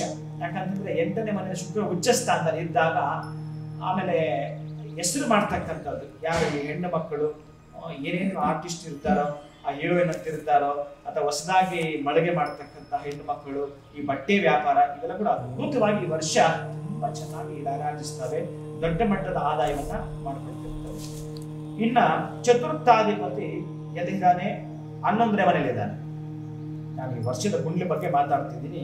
ಅಂತಹ ಚತುರ್ಥಾಧಿಪತಿ 11ರಲ್ಲಿದ್ದಾಗ ಈ ಯಾವುದು ಭೂಮಿಗೆ ಸಂಬಂಧಪಟ್ಟ ವ್ಯಾಪಾರಗಳು, ಭೂಮಿಗೆ ಸಂಬಂಧಪಟ್ಟ ಆಗಿರತಕ್ಕಂಥ ವ್ಯವಹಾರ ವ್ಯಾಪಾರಗಳು ಏನಿರ್ತಾವ, ಒಟ್ಟಾರೆ ರಿಯಲ್ ಎಸ್ಟೇಟ್, ಆ ರಿಯಲ್ ಎಸ್ಟೇಟ್ ಒಂದು ಲೆವೆಲ್ಗೆ ಅದ್ಭುತವಾಗಿರ್ತಕ್ಕಂತಹ ಒಂದು ಭೂಮಿಗೆ ಹೋಗ್ಬಿಡು, ಅದ್ಭುತವಾಗಿರ್ತಕ್ಕಂತಹ ಭೂಮಿಗಿದೆ ರಿಯಲ್ ಎಸ್ಟೇಟ್. ಯಾಕಂದ್ರೆ 11ರ ಮನೆ ಅವನಿಲ್ಲ. ಈ ವರ್ಷಕ್ಕೆ ಸಂಬಂಧಪಟ್ಟಾಗಿರತಕ್ಕಂಥ ಗಗನ ಎತ್ತರಕ್ಕಿರ್ತವೆ. ಆ ಒಂದು ಭೂಮಿಗೆ ಸಂಬಂಧಪಟ್ಟ ಎಲ್ಲ ವ್ಯವಹಾರ ಕೂಡ ಅಷ್ಟು ಉನ್ನತವಾಗಿರುತ್ತವೆ. ಇನ್ನು 5ನೇದು ಪಂಚಮಕ್ಕೆ ಸಂಬಂಧಪಟ್ಟ ಗುರು ದಶಮದಲ್ಲಿದ್ದಾನೆ. ದಶಮದಲ್ಲಿ ಇದ್ದಾಗ ಗುರುವಿಗೆ ಸಂಬಂಧಪಟ್ಟ ಹಾಗೆ ಈ ವಿದ್ಯಾಕ್ಷೇತ್ರಗಳು, ಆಮೇಲೆ ಶುಕ್ರರ ಮನೆ ಆಗಿದೆ ಅದು. ಆ ವಿದ್ಯಾಕ್ಷೇತ್ರಗಳು ಅಂತಂದಾಗ ಈ ಮೆಡಿಕಲ್ ಎಜುಕೇಶನ್ ಯಾರು ಮಾಡ್ತಾರೋ, ಆಮೇಲೆ ಮೆಡಿಕಲ್ ಸಂಬಂಧಪಟ್ಟ ಆಗಿರ್ತಕ್ಕಂತಹದ್ರಲ್ಲೂ ಕೂಡ ಕೆಲವೊಂದು, ಯಾಕೆಂತಂದ್ರೆ ಅಲ್ಲಿ ಶತ್ರು ಇರೋದ್ರಿಂದ ಯಾವುದಾದ್ರೂ ರೋಗಗಳು ಉಲ್ಬಣ ಆಗಿರ್ತಾರೆ. ದೊಡ್ಡ ಮಟ್ಟದ ರೋಗ ಅಂದ್ರೆ ಒಂದು ಎಕ್ಸಾಂಪಲ್ ತೆಗೆದುಕೊಳ್ಳೋಣ, HIV ಆಗಿರಬಹುದು ಅಥವಾ ಕ್ಯಾನ್ಸರ್ ಆಗಿರಬಹುದು. ಈ ಮಾರಕವಾಗಿರತಕ್ಕಂತಹ ರೋಗಗಳಿಗೆ ಇಷ್ಟು ದಿವಸ ಮೆಡಿಸಿನ್ ಇಲ್ಲ ಅನ್ಕೊಂಡಿದ್ದೀರಾ, ಆದ್ರೆ ಮೆಡಿಸಿನ್ ಕೂಡ ಕಂಡುಹಿಡಿಯುವ ಸಾಧ್ಯತೆ ಇರುತ್ತೆ ಈ ವರ್ಷ. ಇದು ಈ ವರ್ಷಕ್ಕೆ ಸಂಬಂಧಪಟ್ಟಂತಹ ವಿಶೇಷಗಳು. ಕೆಲವು ಚಿತ್ರರಂಗದಲ್ಲಿ ದೊಡ್ಡ ಮಟ್ಟದ ಸಾಧನೆ, ಭೂಮಿಗಳಿಂದ ದೊಡ್ಡ ಮಟ್ಟದ ಸಾಧನೆ, ಒಂದಷ್ಟು ಮೆಡಿಸಿನ್ ನವನವೀನವಾಗಿ ಬರ್ತಕ್ಕಂತಹದ್ದು ಇರ್ತವೆ ಈ ವರ್ಷದಲ್ಲಿ. ಇನ್ನ 6ನೇ ಮನೆಯವ 7ನೇ ಮನೆಯವ ಶನಿ ಆಗಿರುತ್ತಾನೆ. ಶನಿ 8ಕ್ಕೆ ಬಂದಾಗ ಏನೆಲ್ಲ ಹೇಳ್ತಾರಂತಂದ್ರೆ, ಈ ಕೆಲವೊಂದು ಟೆಕ್ನಿಕಲ್ ಇಶ್ಯೂಸ್ ಆಗ್ತಕ್ಕಂತಹದ್ದು, ಹೇಗೆಂದ್ರೆ ದೊಡ್ಡ ಮಟ್ಟದಲ್ಲಿ ಆಗ್ತಕ್ಕಂಥ ಆಘಾತಗಳು ಅಪಘಾತಗಳು ಆಗುವ ಸಾಧ್ಯತೆ ಇರುತ್ತೆ, ಎಚ್ಚರ ಅಂತ ಹೇಳುತ್ತೆ. ಯಾರಿಗೆ ಅಂತಂದ್ರೆ ಪ್ರಧಾನವಾಗಿ ಪಾತ್ರವನ್ನ ಹಿಡಿದಿರ್ತಕ್ಕಂತಹದ್ದು ರಾಷ್ಟ್ರ ನಾಯಕರು, ರಾಜ್ಯ ನಾಯಕರಲ್ಲೂ ಕೂಡ ಒಂದಷ್ಟು ಅಲ್ಲೋಲ ಕಲ್ಲೋಲದ ಭೀತಿಯನ್ನು ಉಂಟು ಮಾಡತಕ್ಕಂತಹ ಸಾಧ್ಯತೆ ಇರುತ್ತೆ ಅವ 8ನೇ ಮನೆಗೆ ಬಂದಾಗ. ಇನ್ನ ಭಾಗ್ಯಾಧಿಪತಿ ಅದೇ ಕುಜ ಆಗಿರುತ್ತಾನೆ, 11ರಲ್ಲಿ ಇರ್ತಕ್ಕಂಥದ್ದು. ಅದಕ್ಕೆ ಭಾಗ್ಯಾಧಿಪತಿ ಆಗಿರತಕ್ಕಂಥ ಕುಜ 11ನೇ ಮನೆಗಂತ ಬಂದಾಗ ಬಹಳಷ್ಟು ಭಾಗ್ಯಗಳು. ಯಾರ್ಯಾರು ಈ ಮನೆ ಮಾಡ್ಕೊಳ್ಬೇಕು ಅಂತ ತುಂಬಾ ಆತರದಿಂದ ಇರ್ತಾರೋ, ನಾನು ಏನಾದ್ರೂ ಮಾಡಿ ಈ ವರ್ಷ ಸೈಡ್ ಮಾಡ್ಕೋಬೇಕು ಅಂತ ಆತರದಿಂದ ಕಾಯ್ತಿರ್ತಾರೋ, ಅವರೆಲ್ಲ ಈ ವರ್ಷ ಕಂಡಿಟ್ಟು. ಅದಕ್ಕೆ ನಾನು ಹೇಳಿದ್ದು ನೋಡಿ, ಈ ಸಣ್ಣದಾಗಿರ್ತಕ್ಕಂಥದ್ದು ಈ ಒಂದು ನಾನು ಈ ಮೆಸೇಜ್ ಕೊಡೋದಕ್ಕೂ ಬ್ರಾಹ್ಮಿ ಮುಹೂರ್ತದಲ್ಲಿ ಸ್ನಾನ ಮಾಡಿ ಒಂದಷ್ಟು ಬೇವು ಬೆಲ್ಲವನ್ನ ದೇವ ನೈವೇದ್ಯ ಮಾಡಿ ತಿನ್ಲಿಕ್ಕೂ ಕೂಡ ಈ ವರ್ಷ ನಿಮಗೊಂದು ಕ್ರೆಡಿಟ್ ಸಿಗುತ್ತೆ. ಅದ್ಭುತವಾಗಿರ್ತಕ್ಕಂಥ ಲಾಭಾಂಶಗಳನ್ನೇ ನೀವು ಈ ವರ್ಷ ಕಾಣುತ್ತಾ ಬರ್ತೀರಿ. ಅಂತಹ ವಿಶೇಷವಾಗಿರತಕ್ಕಂಥದ್ದಿರುತ್ತವೆ. ಇನ್ನ 10ನೇ ಮನೆಗೆ ಸಂಬಂಧಪಟ್ಟಾಗಿರತಕ್ಕಂಥವ ಶುಕ್ರ 8ನೇ ಮನೆಗೆ ಬಂದಿರತಕ್ಕಂತಹದ್ದಿದೆ. ಇಲ್ಲಿ ಸ್ವಲ್ಪ ಏನ್ ತೋರಿಸುತ್ತೆ ಅಂತಂದ್ರೆ ನಮ್ಮಲ್ಲಿ ದೇಶಭಕ್ತಿ ಸ್ವಲ್ಪ ಹೆಚ್ಚು ಕಾಣುತ್ತೆ ಈ ವರ್ಷ. ಈ ರಿಲಿಜಿಯನ್ಸ್ ತುಂಬಾ ದೊಡ್ಡ ಮಟ್ಟದಲ್ಲಿ ಈ ಜಾತಿ ಇವೆಲ್ಲ ಒಂದು ಪಕ್ಕಕ್ಕಿಟ್ಟು ದೇಶಾಭಿಮಾನ ಜಾಸ್ತಿ ಮಾಡ್ತಾರೆ. ಯಾವಾಗಲೂ ಕೂಡ ಇದ್ದದ್ದು ಕಡಿಮೆ. ಈ ಮೀಡಿಯಾ ಅಂತ ಬಂದ ಮೇಲೆ ಈ electronic media, social media, paper news ಏನ್ ಬಂತೋ ಎಲ್ಲರೂ ಕೂಡ ಗೊತ್ತಾಗಲಿಕ್ಕೆ ಸಾಧ್ಯ ಆಗ್ತಾ ಇದೆ. ಬಹುಶಃ ನಾನು ಕೂಡ ಒಬ್ಬ ದೇಶಾಭಿಮಾನಿ ಆಗಬೇಕು ಅಂತ ಕಳಕಳಿ ಜಾಸ್ತಿ ಆಗ್ತಕ್ಕಂಥದ್ದು ಇರುತ್ತೆ ಈ ವರ್ಷದಲ್ಲಿ ಪ್ರೀತಿಯ ಬಂಧುಗಳೇ. ಇನ್ನ 11ನೇ ಮನೆಯ ಅಧಿಪತಿ ಬುಧ ಇರ್ತಕ್ಕಂತಹದ್ದು ಕೂಡ ವಕ್ರೀನಾಗಿರ್ತಕ್ಕಂತಹದ್ದು. ಅದಕ್ಕೆ ನಾನು ಹೇಳಿದೆ ಬುದ್ಧಿಯಲ್ಲಿ ಸ್ವಲ್ಪ ಚತುರಮತಿತನವನ್ನು ತೋರಬೇಕು ಅಂತಕ್ಕಂತಹದ್ದೇ ತೋರಿಸುತ್ತೆ. ಗುರುಗಳಿಗೆ, ವಿದ್ಯಾ ಮಂದಿರಗಳಿಗೆ ಸಂಬಂಧಪಟ್ಟಾಗಿರತಕ್ಕಂತಹದ್ದು ಏನಾದ್ರೂ ಕೂಡ ನಾವು ಮಾಡ್ಲೇಬೇಕು ಅಂತ ಹೊರಟಾಗ ದೇಶ ಚೆನ್ನಾಗಿದ್ರೆ ನಮ್ಮ ದೇಹ ಚೆನ್ನಾಗಿರ್ತಕ್ಕಂತಹದ್ದು. ಯಾವಾಗಲೂ ಅಷ್ಟೇನೆ ನಾವು ರಾಜ್ಯ, ರಾಷ್ಟ್ರ, ದೇಶ ಈಗ ಪರಿಗಣಿಸಿದಾಗಲೇ ಒಂದು ಉನ್ನತವಾಗಿರ್ತಕ್ಕಂಥ ಆಲೋಚನೆಗಳನ್ನು ಇಟ್ಟುಕೊಂಡಿದ್ರೆ ಮಾತ್ರ ಅದು ಸಾಧ್ಯ ಆಗ್ತಕ್ಕಂತಹದ್ದು ರೀತಿಯ ಬಂಧುಗಳು. ಇನ್ನ ವ್ಯಯಕ್ಕೆ ಸಂಬಂಧಪಡ್ತಕ್ಕಂಥವ ಏನು ಚಂದ್ರ ಇರ್ತಾನೋ ಆತ ಜಲತತ್ವ ರಾಶಿಗೆ ಬರ್ತಕ್ಕಂತಹದ್ದು. ಈ ಜಲತತ್ವಾಧಿಪತಿ ಜಲತತ್ವ ರಾಶಿಗೆ ಅಂತ ಬಂದಾಗ ಇನ್ನು ಹಾಕ್ತಕ್ಕಂತಹದ್ದು ಕೆಲವೊಂದು ವಿಭಿನ್ನವಾಗಿರ್ತಕ್ಕಂಥದ್ದು ಏನಾದ್ರೂ ಒಂದು ಇಂಪೋರ್ಟ್ ಎಕ್ಸ್ಪೋರ್ಟ್ ಇದಾವಲ್ಲ, ಇಲ್ಲಿ ಬಹಳ ಅದ್ಭುತಗಳು ನಡೆದು ಬಿಡುತ್ತವೆ. ಯಾರು ಏನಾದ್ರೂ ಮಾಡಬೇಕು ಅಂತ ಹೊರಟಿರ್ತಾರೆ, ನಾನೊಂದು ಉದ್ಯಮ ದೊಡ್ಡ ಮಟ್ಟದಲ್ಲಿ ಮಾಡಬೇಕು ಅಂತ ಹಿಂದೆ ಪ್ಲಾನ್ ಹಾಕಿರ್ತಾರೆ. ಪಾಪ ಯಾರೋ ರಾಶಿ ಹೇಳಿದ್ರು, ಯಾರೋ ನಕ್ಷತ್ರ ಹೇಳಿದ್ರು, ಅದರ ಪ್ರಕಾರ ಅವನು ಹಿಂದುಳಿದಿದ್ದ, ಕೈ ಬಿಟ್ಟಿದ್ದ. ಈಗ ಅವನು ಈ ಸಂವತ್ಸರವೇ ಅವನಿಗೆ ವಿಶೇಷವಾಗಿ ಫಲ ಕೊಡುತ್ತೆ. ಅವನ ಜಾತಕದಲ್ಲಿ ರಾಜಯೋಗ ಆಮೇಲೆ ಮಾತಾಡ್ಕೊಳ್ಳೋಣ, ಅವನ ಜಾತಕದಲ್ಲಿ ಗಜಕೇಶ್ವರ ತದನಂತರ ಮಾತಾಡ್ಕೊಳ್ಳೋಣ. ಈ ವರ್ಷದ ರಾಜ, ಈ ವರ್ಷಕ್ಕೆ ಸಂಬಂಧಪಟ್ಟಾಗಿರ್ತಕ್ಕಂತಹ ಮಂತ್ರಿ, ಈ ವರ್ಷಕ್ಕೆ ಸಂಬಂಧಪಟ್ಟ ಅಧಿನಾಯಕರು, ನವನಾಯಕರು ಏನು ಮಾಡುತ್ತಿದ್ದಾರೆ, ಹೇಗಿದೆ ಅಂತಕ್ಕಂತಹದ್ದು ಈ ಯುಗಾದಿಗೆ ಸಂಬಂಧಪಟ್ಟಾಗಿರ್ತಕ್ಕಂಥ ಈ ಕುಂಡ್ಲಿ ಅಂತ ಏನಿದೆಯೋ ಇದನ್ನ ಪರಿಗಣಿಸಿದಾಗ ನಮಗೆ ಸಿಗ್ತಕ್ಕಂತಹದ್ದು ಒಟ್ಟಾರೆಯಾಗಿ ವಿಶ್ವಾವಸನಾಮ ಸಂವತ್ಸರ ಒಂದಷ್ಟು ವಿಶ್ವಾಸಕ್ಕೆ ತೆಗೆದುಕೊಳ್ತಾ ಮುನ್ನಡೆಯಬೇಕು ಅಂತಕ್ಕಂತಹದ್ದು ತೋರಿಸುತ್ತೆ. ಜೊತೆಗೆ ಘರ್ಷಣೆಗಳು ಕೂಡ ಅಲ್ಲಲ್ಲಿ ಹೆಚ್ಚಿಗೆ ಕಾಣಿಸ್ಕೊಳ್ತಿರ್ತವೆ. ಎಲ್ಲೋ ಒಂದು ಕಡೆ 8ನೇ ಮನೆಯಲ್ಲಿ ಕೂತಿರೋದ್ರಿಂದ ಸ್ವಲ್ಪ ಆಘಾತಗಳು, ಅಪಘಾತಗಳು ಕಾಣಿಸ್ಕೊಳ್ಳುತ್ತವೆ. ಬಹುಶಃ ಇದೆಲ್ಲ ನಾನು ನೆಗೆಟಿವ್ ಅಂತ 2 ಪಾಯಿಂಟ್ಸ್ ಯಾಕೆ ಹೇಳ್ಬೇಕು ಅಂತಂದ್ರೆ ಅಲ್ಲಿರ್ತಕ್ಕಂತಹ ಲಗ್ನಾಧಿಪತಿ 8ನೇ ಮನೆ ಕೂತಾಗ ಇವೆಲ್ಲ ಮಾತಾಡಬೇಕಾಗುತ್ತೆ. ಇವೆಲ್ಲವೂ ಕೂಡ ಬಹುಶಃ ಆಗಬಾರದು ಅಂತೇಳಿ ನಾವೊಂದಷ್ಟು ಸಂಪ್ರದಾಯಗಳನ್ನ ಇಟ್ಟುಕೊಂಡು ಏನ್ ಮಾಡ್ತಿರುತ್ತೀವಿ, ಆ ಒಂದು ರಾಜನಿಗೆ ಮೊರೆ ಹೋಗ್ತಕ್ಕಂಥದ್ದು ಇರುತ್ತಲ್ಲ, ಅಯ್ಯ ಕ್ಷಾಮರ, ಡಾಮರ, ಅಗ್ನಿ, ಭಯ, ಭೀತಿ, ಭೂಕಂಪ, ಪ್ರಳಯ ಇವೆಲ್ಲ ಆಗ್ತಾ ಇದೆ, ನೀನು ಸ್ವಲ್ಪ ಗಮನಿಸಬೇಕು ಅಂತೇಳಿ ನಾವು ರಾಜನಿಗೆ ಮೊರೆ ಹೋದಾಗ ನಾವೀಗ ನಮ್ಮದೇ ಆಗಿರ್ತಕ್ಕಂಥ ಅಹವಾಲನ್ನು ತೆಗೆದುಕೊಂಡು CM ಹತ್ರ ಹೋದ್ರೆ ಅವರು ಅದಕ್ಕೆ ಏನಾದ್ರೂ ಒಂದು ಭರವಸೆ ಕೊಡ್ತಕ್ಕಂಥದ್ದು, ಅದಕ್ಕೊಂದು ಸಾಂತ್ವನ ಕೊಡ್ತಕ್ಕಂಥದ್ದು, ಅದಕ್ಕೊಂದು ಪರಿಹಾರ ಸೂಚಿಸ್ತಕ್ಕಂಥದ್ದು ಮಾಡ್ತಾರಲ್ಲ, ಹಾಗೆಯೇ ನಾವುಗಳು ಕೂಡ ಅದಕ್ಕೆ ಸಂಬಂಧಪಟ್ಟಾಗಿರ್ತಕ್ಕಂಥ ಈ ಹಬ್ಬಗಳ ಆಚರಣೆ ಮಾಡೋದಿದೆಯಲ್ಲ, ಇದು ಬಹಳ ವಿಶೇಷವಾಗಿರತಕ್ಕಂಥದ್ದು. ಅದಕ್ಕೆ ನಾನು ಹೇಳುತ್ತೇನೆ, ಈ ಸಿಹಿ ಮತ್ತೆ ಕಹಿ ಇದೆಯಲ್ಲ, ಇದು ಕಷ್ಟ ಮತ್ತೆ ಸುಖ, ದುಃಖ ಮತ್ತೆ ನೋವು, ನಲಿವು ಇವೆಲ್ಲ ಏನಿದಾವೋ ಇವುಗಳ ಪ್ರಮಾಣ ಅಂತ ನಾವು ಮೇಲ್ನೋಟಕ್ಕೆ ಅಂದುಕೊಂಡ್ರೂ ಕೂಡ ಬಹುಶಃ ನಾವು ವಾದದಲ್ಲೂ ಕೂಡ ಸ್ವಾದವನ್ನ ತೆಗೆದುಕೊಳ್ತೀವಿ ಅನ್ನೋದೇ. ಆದರೆ ಪ್ರಮುಖವಾಗಿರತಕ್ಕಂತಹ ಘಟ್ಟ ಏನು ಅಂತಂದ್ರೆ ನಮಗೆ ವೈಜ್ಞಾನಿಕವಾಗಿ ಯಾವುದೇ ರೀತಿಯಾಗಿರತಕ್ಕಂತಹದ್ದು ಕೂಡ ವ್ಯಾಧಿಗಳು ಬರಬಾರದು ಅನ್ನೋದು ಒಂದಷ್ಟು ಬೇವು ಬೆಲ್ಲವನ್ನ ಹೆಚ್ಚಿಗೆ ಸ್ವೀಕಾರ ಮಾಡತಕ್ಕಂತಹದ್ದು. ಈ ದಿನ ಒಂದು ಲೈಸೆನ್ಸ್ ತೆಗೆದುಕೊಂಡಾಗಿದೆ. ಈ ಯುಗಾದಿಯಂದು ಒಂದಷ್ಟು ಜನಕ್ಕೆ ನೀವು ಬೇವು ಬೆಲ್ಲ ಕೊಡ್ತಕ್ಕಂತಹದ್ದು, ದಾನ ಧರ್ಮ ಮಾಡತಕ್ಕಂತಹದ್ದು, ನೀವು ಸ್ವೀಕಾರ ಮಾಡತಕ್ಕಂಥ ಒಂದು ಲೈಸೆನ್ಸ್ ಅನ್ನ ನೀವು ಪಡೆದುಕೊಂಡ ಹಾಗೆ ಅತಿವೃಷ್ಟಿ ಅನಾವೃಷ್ಟಿ ಇರ್ತಕ್ಕಂಥದ್ದು ಕೂಡ ಹೆಚ್ಚಿಗೆ ತೋರಿಸ್ತಾ ಬರುತ್ತೆ. ಯಾಕೆಂತಂದ್ರೆ ರಾಜ ಅವಾಗಿರ್ತಾನೆ, ಮಂತ್ರಿ ಚಂದ್ರ ಆಗಿರ್ತಾನೆ, ಇನ್ನು ಮೇಘಾಧಿಪತಿ ಅವಾಗಿರ್ತಾನೆ. ಅದಕ್ಕಾಗಿ ಕೆಲವೊಂದು ಕಡೆ ಆಗಿರುತ್ತವೆ. ಇನ್ನು ಒಟ್ಟಾರೆಗೆ ಸಮಗ್ರವಾಗಿರತಕ್ಕಂತಹದ್ದು ರಾಷ್ಟ್ರಕ್ಕೆ ಆಶೀರ್ವಾದ ಅಂತ ನಾವೇನೆಲ್ಲ ಮಾತಾಡ್ತಿರ್ತೀವೋ, ಅಂತಹ ರಾಷ್ಟ್ರದ ಅಭ್ಯುದಯಕ್ಕಾಗಿ ಪ್ರಾರ್ಥನೆ ಅಂತ ನಾವೇನು ಮಾಡ್ತಿರ್ತೀವೋ ಅದನ್ನ ಮಾಡಿದಾಗ ಎಲ್ಲವೂ ಕೂಡ ಆ ತರಹದ್ದು ಕ್ಷಾಮಗಳೆಲ್ಲ ಕೂಡ ಕಡಿಮೆ ಆಗಲಿ ಅಂತ ಹೇಳಿ ನಾವು ಪ್ರಾರ್ಥನೆ ಮಾಡ್ತಿರ್ತೀವಿ. ಆದ್ರೆ ಈ ವರ್ಷಕ್ಕೆ ಸಂಬಂಧಪಟ್ಟ ಆದಾಯ ವ್ಯಯಗಳು ನಾನು ಕೆಲವೊಂದಷ್ಟು ರಾಶಿಗಳಿಗೆ ಏನು ತಿಳಿಸಿದ್ದೇನೋ ಅದು ಜನ್ಮ ನಕ್ಷತ್ರಕ್ಕೆ ಸಂಬಂಧಪಟ್ಟಂತಹ ಬಿಟ್ಟು ನಾಮ ನಕ್ಷತ್ರಕ್ಕೆ ಹೋಗಿ 2% ಅಥವಾ ಒಂದು 4% ಕಾಣಿಸ್ಕೊಳ್ಬಹುದೇನೋ, ಜನ್ಮ ನಕ್ಷತ್ರ ಅನುಗುಣವಾಗಿ ನಾವೇನಾದ್ರೂ ಕೂಡ ಅಪ್ಲೈ ಅಂತ ಮಾಡಿಕೊಂಡ್ರೆ ಅದು ನಿಮಗೆ ಒಂದಷ್ಟು ಕೆಲಸ ಮಾಡುವ ಎಚ್ಚರಿಕೆ ತೆಗೆದುಕೊಳ್ಳುವಾದರೆ ಗುರುಗಳು ಹೇಳಿದ್ದಾರೆ, ನನಗೆ ಇವಾಗ ಸ್ವಲ್ಪ ಆದಾಯ ನನಗೆ ಕಡಿಮೆ ಇದೆ, ನಾನು ಖರ್ಚು ಮೇಲೆ ಹಿಡಿತಾ ಇಟ್ಕೋಬೇಕು ಅಂತಕ್ಕಂಥ ಮನಸ್ಸಿಗೆ ಹಾಕೊಳ್ತಕ್ಕಂಥದ್ದು. ಯಾರ ಜೊತೆ ಆದ್ರೂ ಮಾತಾಡಬೇಕಾದ್ರೆ ಪ್ರೀತಿ ವಾತ್ಸಲ್ಯ ಪ್ರೇಮದಿಂದ ನೀವು ಮಾತಾಡ್ತಕ್ಕಂಥದ್ದಾದ್ರೆ ಅಲ್ಲಿ ಜಗಳಗಳಿಗೆ ಅವಕಾಶವಿಲ್ಲ, ಆಸ್ಪದವನ್ನ ಕೊಡದೇ ಇರತಕ್ಕಂಥದ್ದು. ಯಾಕೆಂತಂದ್ರೆ ನಾವೇನಾದ್ರೂ ಕೊಡ್ತೀವಿ ಅಂತಂದ್ರೆ ಹೆಚ್ಚಿಗೆ ಖುಷಿ ಕೊಡ್ತಕ್ಕಂಥದ್ದು ಪ್ರೀತಿ ಒಂದೇ. ಅಂತಹ ಪ್ರೀತಿ ಅದಕ್ಕೆ ಹೇಳ್ತಾನೆ, ಕೋಪದಲ್ಲಿ ಹೇಗೆ ಹೇಳ್ತಾನೆ ಅಂತಂದ್ರೆ ಎಂತಹದ್ದು ಅಂತಂದ್ರೆ ನೀವು ಏನು ಮಾಡಿದ್ರು ಕೂಡ ಇಷ್ಟೊಂದು ಮಾತ್ರ ಚೆನ್ನಾಗಿಟ್ಕೊಳ್ಬೇಕು, ಕೋಪ ಬಂದಾಗ ನಾವು ಸಕ್ಕರೆ ತಿನ್ನಿಸ್ಲಿಕ್ಕೆ ಸಾಧ್ಯವಿಲ್ಲವಂತೆ, ಅದೇ ಪ್ರೀತಿಯಿಂದ ಬೆಂಕಿ ಕೆಂಡವನ್ನು ಬೇಕಾದ್ರೂ ಕೂಡ ತಿಳಿಸಬಹುದಂತೆ.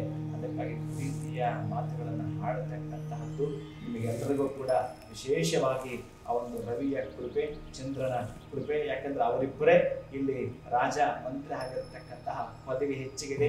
ಇನ್ನು ಸರ್ಕಾರದ ಕೆಲಸಗಳು ಯಾರಾದ್ರೂ ಮಾಡ್ಕೊಳ್ಳಿಕ್ಕೆ ಇಚ್ಛೆ ಪಡ್ತಿದ್ರಲ್ಲ ಈ ಹಿಂದೆ, ಅವರೇನಾದ್ರು ಪ್ರಯತ್ನ ಪಟ್ರೆ, ಯಾಕಂದ್ರೆ ರಾಜಾನೇ ರವಿ ಆಗಿರುವಾಗ ಸರ್ಕಾರಕ್ಕೆ ಸಂಬಂಧಪಟ್ಟಂತ ರವಿ, ಆದ್ದರಿಂದ ಯಾರು ಪ್ರಯತ್ನ ಪಡ್ತಿದ್ರೋ ಅವರಿಗೆ ಒಂದಷ್ಟು ಸದವಕಾಶಗಳು ಈ ವರ್ಷ ಒದಗಿ ಬರಲಿವೆ ನನ್ನ ಪ್ರೀತಿಯ ಬಂಧುಗಳು. ಗುರುಗಳೇ, ಬಹಳ ವಿಶೇಷವಾಗಿ ಪಂಚಾಂಗ ಶ್ರವಣವನ್ನು ತಿಳಿಸಿಕೊಟ್ರೆ, ಇದರ ಜೊತೆಗೆ ಈ ವರ್ಷ ಆಗುವಂತಹ ಒಳಿತಿರ್ಬೋದು, ಕೆಡುಕಿರ್ಬೋದು, ಜೊತೆಗೆ 12 ರಾಶಿಗಳ ಕುಂಡಲಿಗೆ ಸಂಬಂಧಪಟ್ಟಂತೆ, ರಾಶಿಗೆ ಸಂಬಂಧಪಟ್ಟಂತೆ ಯಾವ ರೀತಿ ನಮಗೆ ಏನೆಲ್ಲ ಕೂಡ ತಿಳಿಸುತ್ತಂದ್ರೆ, ಈ ಜ್ಯೋತಿಷ್ಯ ಅನ್ನೋದಿದೆಯಲ್ಲ, ವೇದ ಪುರುಷನ ಒಂದು ಉಪಾಂಗವಷ್ಟೇ, ಒಂದು ಉಪಾಂಗ.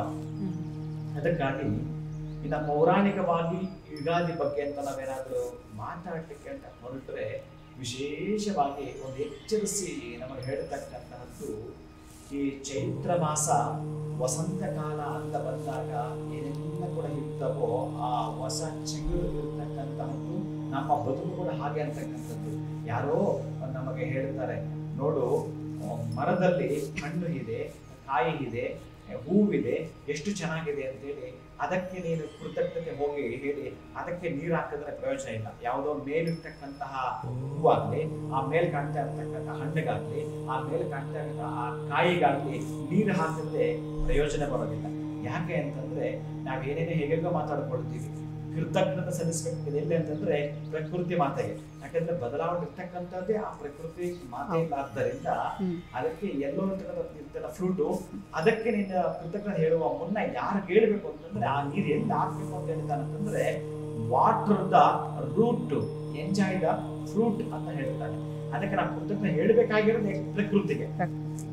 ಹೇಗೆ ಪ್ರಕೃತಿ ಅಂದ್ರೆ ಬದಲಾವಣೆ ಕಾಣಿಸ್ಕೊಳ್ತಕ್ಕಂತಹದ್ದೇ ನಮಗೆ ಮುಂದಾಲೋಚನೆ ಇಟ್ಕೊಂಡು ನಾವೇನಾದ್ರೂ ಮಾಡ್ತೀವಿ ಅಂತಂದ್ರೆ ಎಲ್ಲವೂ ಕೂಡ ಭಗವಂತನ ಅಧೀನ. ಈಗ ನಾನು ಇಷ್ಟೆಲ್ಲ ಏನ್ ಹೇಳಿದೆ, ಈ ಗ್ರಹಗಳಾಗಿರಬಹುದು, ಈ ಒಂದು ನವನಾಯಕರಾಗಿರಬಹುದು, ಅಷ್ಟದಿಕ್ಪಾಲಕರಾಗಿರಬಹುದು, ಈ ಆಧಾರ ಶಕ್ತಿ ಪೀಠಗಳಾಗಿರಬಹುದು, ಇವೆಲ್ಲವೂ ಕೂಡ ಭಗವಂತನ ಅಧೀನವೇ. ಹಾಗಾಗಿ ನೀವು ಕೇಳಿದ ಈ ಒಂದು ಪ್ರಶ್ನೆ ಪೌರಾಣಿಕವಾಗಿ ಅಂತ ತೆಗೆದುಕೊಂಡಾಗ ಆಯಾಯ ಕಾಲಕ್ಕೆ ಏನೇನು ನಡೀಬೇಕು ಅದು ನಡೀತಾ ಇರತಕ್ಕಂಥದ್ದು. ಈಗ ನೋಡಿ, ಎಷ್ಟೋ ಸಲ ಯುಗಾದಿಗಳು ಬಂದಿದೆ, ಈ ಯುಗಾದಿಯಷ್ಟು ಡೇಂಜರ್ ಇರಲ್ಲ, ತುಂಬಾ ಚೆನ್ನಾಗಿರ್ತದೆ. ಅಂದ್ರೆ ಗುರುಗಳೀಗ ಯುಗಾದಿಯಲ್ಲಿ ಅಂದ್ರೆ ಬದಲಾವಣೆ ಇರುತ್ತೆ ಅಂತ. ಆ ಬದಲಾವಣೆ ಯಾಕಿರುತ್ತೆ ಅಂತಂದ್ರೆ, ಈಗ ನಾನು ಹೇಳಿದೆ, ಈ ಸಿಂಹ ಲಗ್ನಕ್ಕೆ ಅಷ್ಟಮದಲ್ಲಿ ಷಷ್ಠಕೂಟ ನಡೀತಾ ಇದೆ ಅಂತ. ಈ ಎರಡು ವರ್ಷದ ಹಿಂದೆ ಅಥವಾ 1 ವರ್ಷದ ಹಿಂದೆ ಇದು ನಡೆದಿಲ್ಲ. ಯಾಕಂದ್ರೆ ಶನಿ ಹಿಂದೆನೆ ಇದ್ದ, ಆ ರಾಶಿಗೆ ಬಂದಿರಲಿಲ್ಲ. ಹಾಗೆ ತೆಗೆದುಕೊಂಡಾಗ ಆ ಈ ಷಷ್ಠಕೂಟವ ಇಲ್ದಿದ್ದಾಗ ನೋಡ್ತಾ ಇರ್ತಕ್ಕಂತಹದ್ದಾದ್ರೆ ಇವೆಲ್ಲ ನಮ್ಗೆ ಏನ್ ತೋರಿಸ್ತದೆ, ಪ್ರಕೃತಿ ವೈಪರೀತ್ಯ ತೋರಿಸ್ತಾ ಬರ್ತದೆ. ಅಂದ್ರೆ ಈ ಕಾಲಕ್ಕೆ ಆಯಸ್ಸು ಎಷ್ಟು ಇದೆ, ಈ ಕಲಿಯುಗಕ್ಕೆ ಅಂತ ತೆಗೆದುಕೊಂಡ್ರೆ 4,32,000 ವರ್ಷ ಆಯಸ್ಸು ಅಂತ ಏನು ಇದೆಯೋ ಅದರ ಪ್ರಕಾರ ನಾವು ಒಂದು ಕೇವಲ 5,000 ವರ್ಷಗಳಷ್ಟು ಖರ್ಚು ಮಾಡಿದ್ದೇವೆ. ಇನ್ನು ಬೇಕಾದಷ್ಟಿದೆ. ಅಲ್ಲಿ ಹೋಗ್ಬೇಕಾದ್ರೆ ಆ ಗ್ರಹಗತಿಗಳು ಇನ್ನು ಈ ದಿನಗಳು ಖರ್ಚಾಗ್ತಿದ್ದಂಗೆ ನಾವು ಬರ್ತ್ಡೇ ಅಂತ ನಾವು ಸೆಲೆಬ್ರೇಟ್ ಮಾಡ್ಕೊಳ್ತೀವಿ, ಜನ್ಮದಿನವನ್ನ ನಾವು ಸೆಲೆಬ್ರೇಟ್ ಮಾಡ್ಕೊಳ್ತೀವಿಲ್ಲ, ಹಾಗೇನೆ ಈ ವರ್ಷಕ್ಕೆ ನಾವು ಸೆಲೆಬ್ರೇಟ್ ಮಾಡ್ಕೊಳ್ತಾ ಇದ್ದೀವಿ. ಅಲ್ಲಿಗೆ ನಾವು ನಮ್ಮ ಜನ್ಮದಿನವನ್ನ ಸೆಲೆಬ್ರೇಟ್ ಮಾಡ್ಕೊಳ್ತಾ ಇದೀವಿ, ಖುಷಿ ಮಾಡ್ಕೊಳ್ತಾ ಇದ್ರೆ ಅರ್ಥ ಏನೋ, 1 ವರ್ಷ ಕಳೆದೋಗ್ತಾ ಇದೆ ಅಂತ. ನಿನ್ನ ಆಯಸ್ಸು ಮುಗಿದಿದೆ ಅನ್ನೋದು ಕೂಡ ತಿಳ್ಕೊಬೇಕಾಗುತ್ತೆ. ನಾವು 1 ವರ್ಷ ಕಳೆದಿದೆ. ಅದಕ್ಕೆ ಭಗವಂತನಲ್ಲಿ, ಅಯ್ಯ ಈ 1 ವರ್ಷ ನನಗೆ ಹುಟ್ಟು ಆಯ್ತು, ಸರಿದು ಹೋಯ್ತು, ಅದಕ್ಕೆ ನಿನ್ನ ನಾನು ಇಷ್ಟೇ ಬೇಡುತ್ತೀನಿ, ಇದಿರ್ತಕ್ಕಂಥ ದಿನಗಳು ನನಗೆ ಹೇಗಿದೆ ಗೊತ್ತಿಲ್ವಲ್ಲ, ನಿಮ್ಮ 34 ವರ್ಷ ಇದ್ದಾಗ ಬೇರೆ 35ಕ್ಕೆ ಹಂಗೆ ಇರುತ್ತೆ. ಈಗ 1 ವರ್ಷ ಜಾಸ್ತಿ ಆಯ್ತಲ್ಲ, ಏಜ್ ಜಾಸ್ತಿ ಆಯ್ತಲ್ಲ. ಹಾಗಾಗಿ ನಾವಿಲ್ಲಿ ಹೇಗೆ ತಗೊಳ್ಬೇಕು ಅಂದ್ರೆ ಈ ಯುಗಾದಿಗೆ, ಅದಕ್ಕೆ ನಾನು ಮೊದಲೇ ಹೇಳಿದ್ದು ಏನಂತಂದ್ರೆ, ಯಮದಂಶನದ ಹೊರಗಡೆ ಬಂದಾಗ ಹೀಗೆಲ್ಲ ಹಾಕ್ತವೆ. ಸಿಹಿ ಕಹಿ ಅನ್ನೋದು ಬೇರೆ, ನಿಜವೇ ಸಿಹಿ ಕಹಿ ಅಂತಕ್ಕಂಥದ್ದು ನಮ್ಮ ಬದುಕಲ್ಲಿ ಬರ್ತಕ್ಕಂಥ ಕಷ್ಟ ಸುಖಗಳನ್ನು ಸಮಾನವಾಗಿ ತೆಗೆದುಕೋ. ಹಾಗೆ ಇರು, ದುಃಖ ಬಂದಾಗ ತುಂಬಾ ಕುಗ್ಗು ಬೇಡ, ಸುಖ ಬಂದಾಗ ಹಿಗ್ಗು ಬೇಡ. ಇದು ವಾಸ್ತವಕ್ಕೆ ನಿಜ ಆದ್ರೆ, ಮೇಲ್ನೋಟಕ್ಕೆ ನಿಜ ಅಂತ ಆದ್ರೆ, ನೀವು ಕೇಳಿದ ಪೌರಾಣಿಕ ಏನ್ ತಿಳಿಸುತ್ತೆ ಅಂತಂದ್ರೆ, ಆ ಹೂವಿದೆಯಲ್ಲ, ಆ ಹೂವಿನಲ್ಲಿ ಲಲಿತಾದೇವಿ ಆವಾಹನ ಆಗಿರ್ತಾಳೆ ಅಂತ.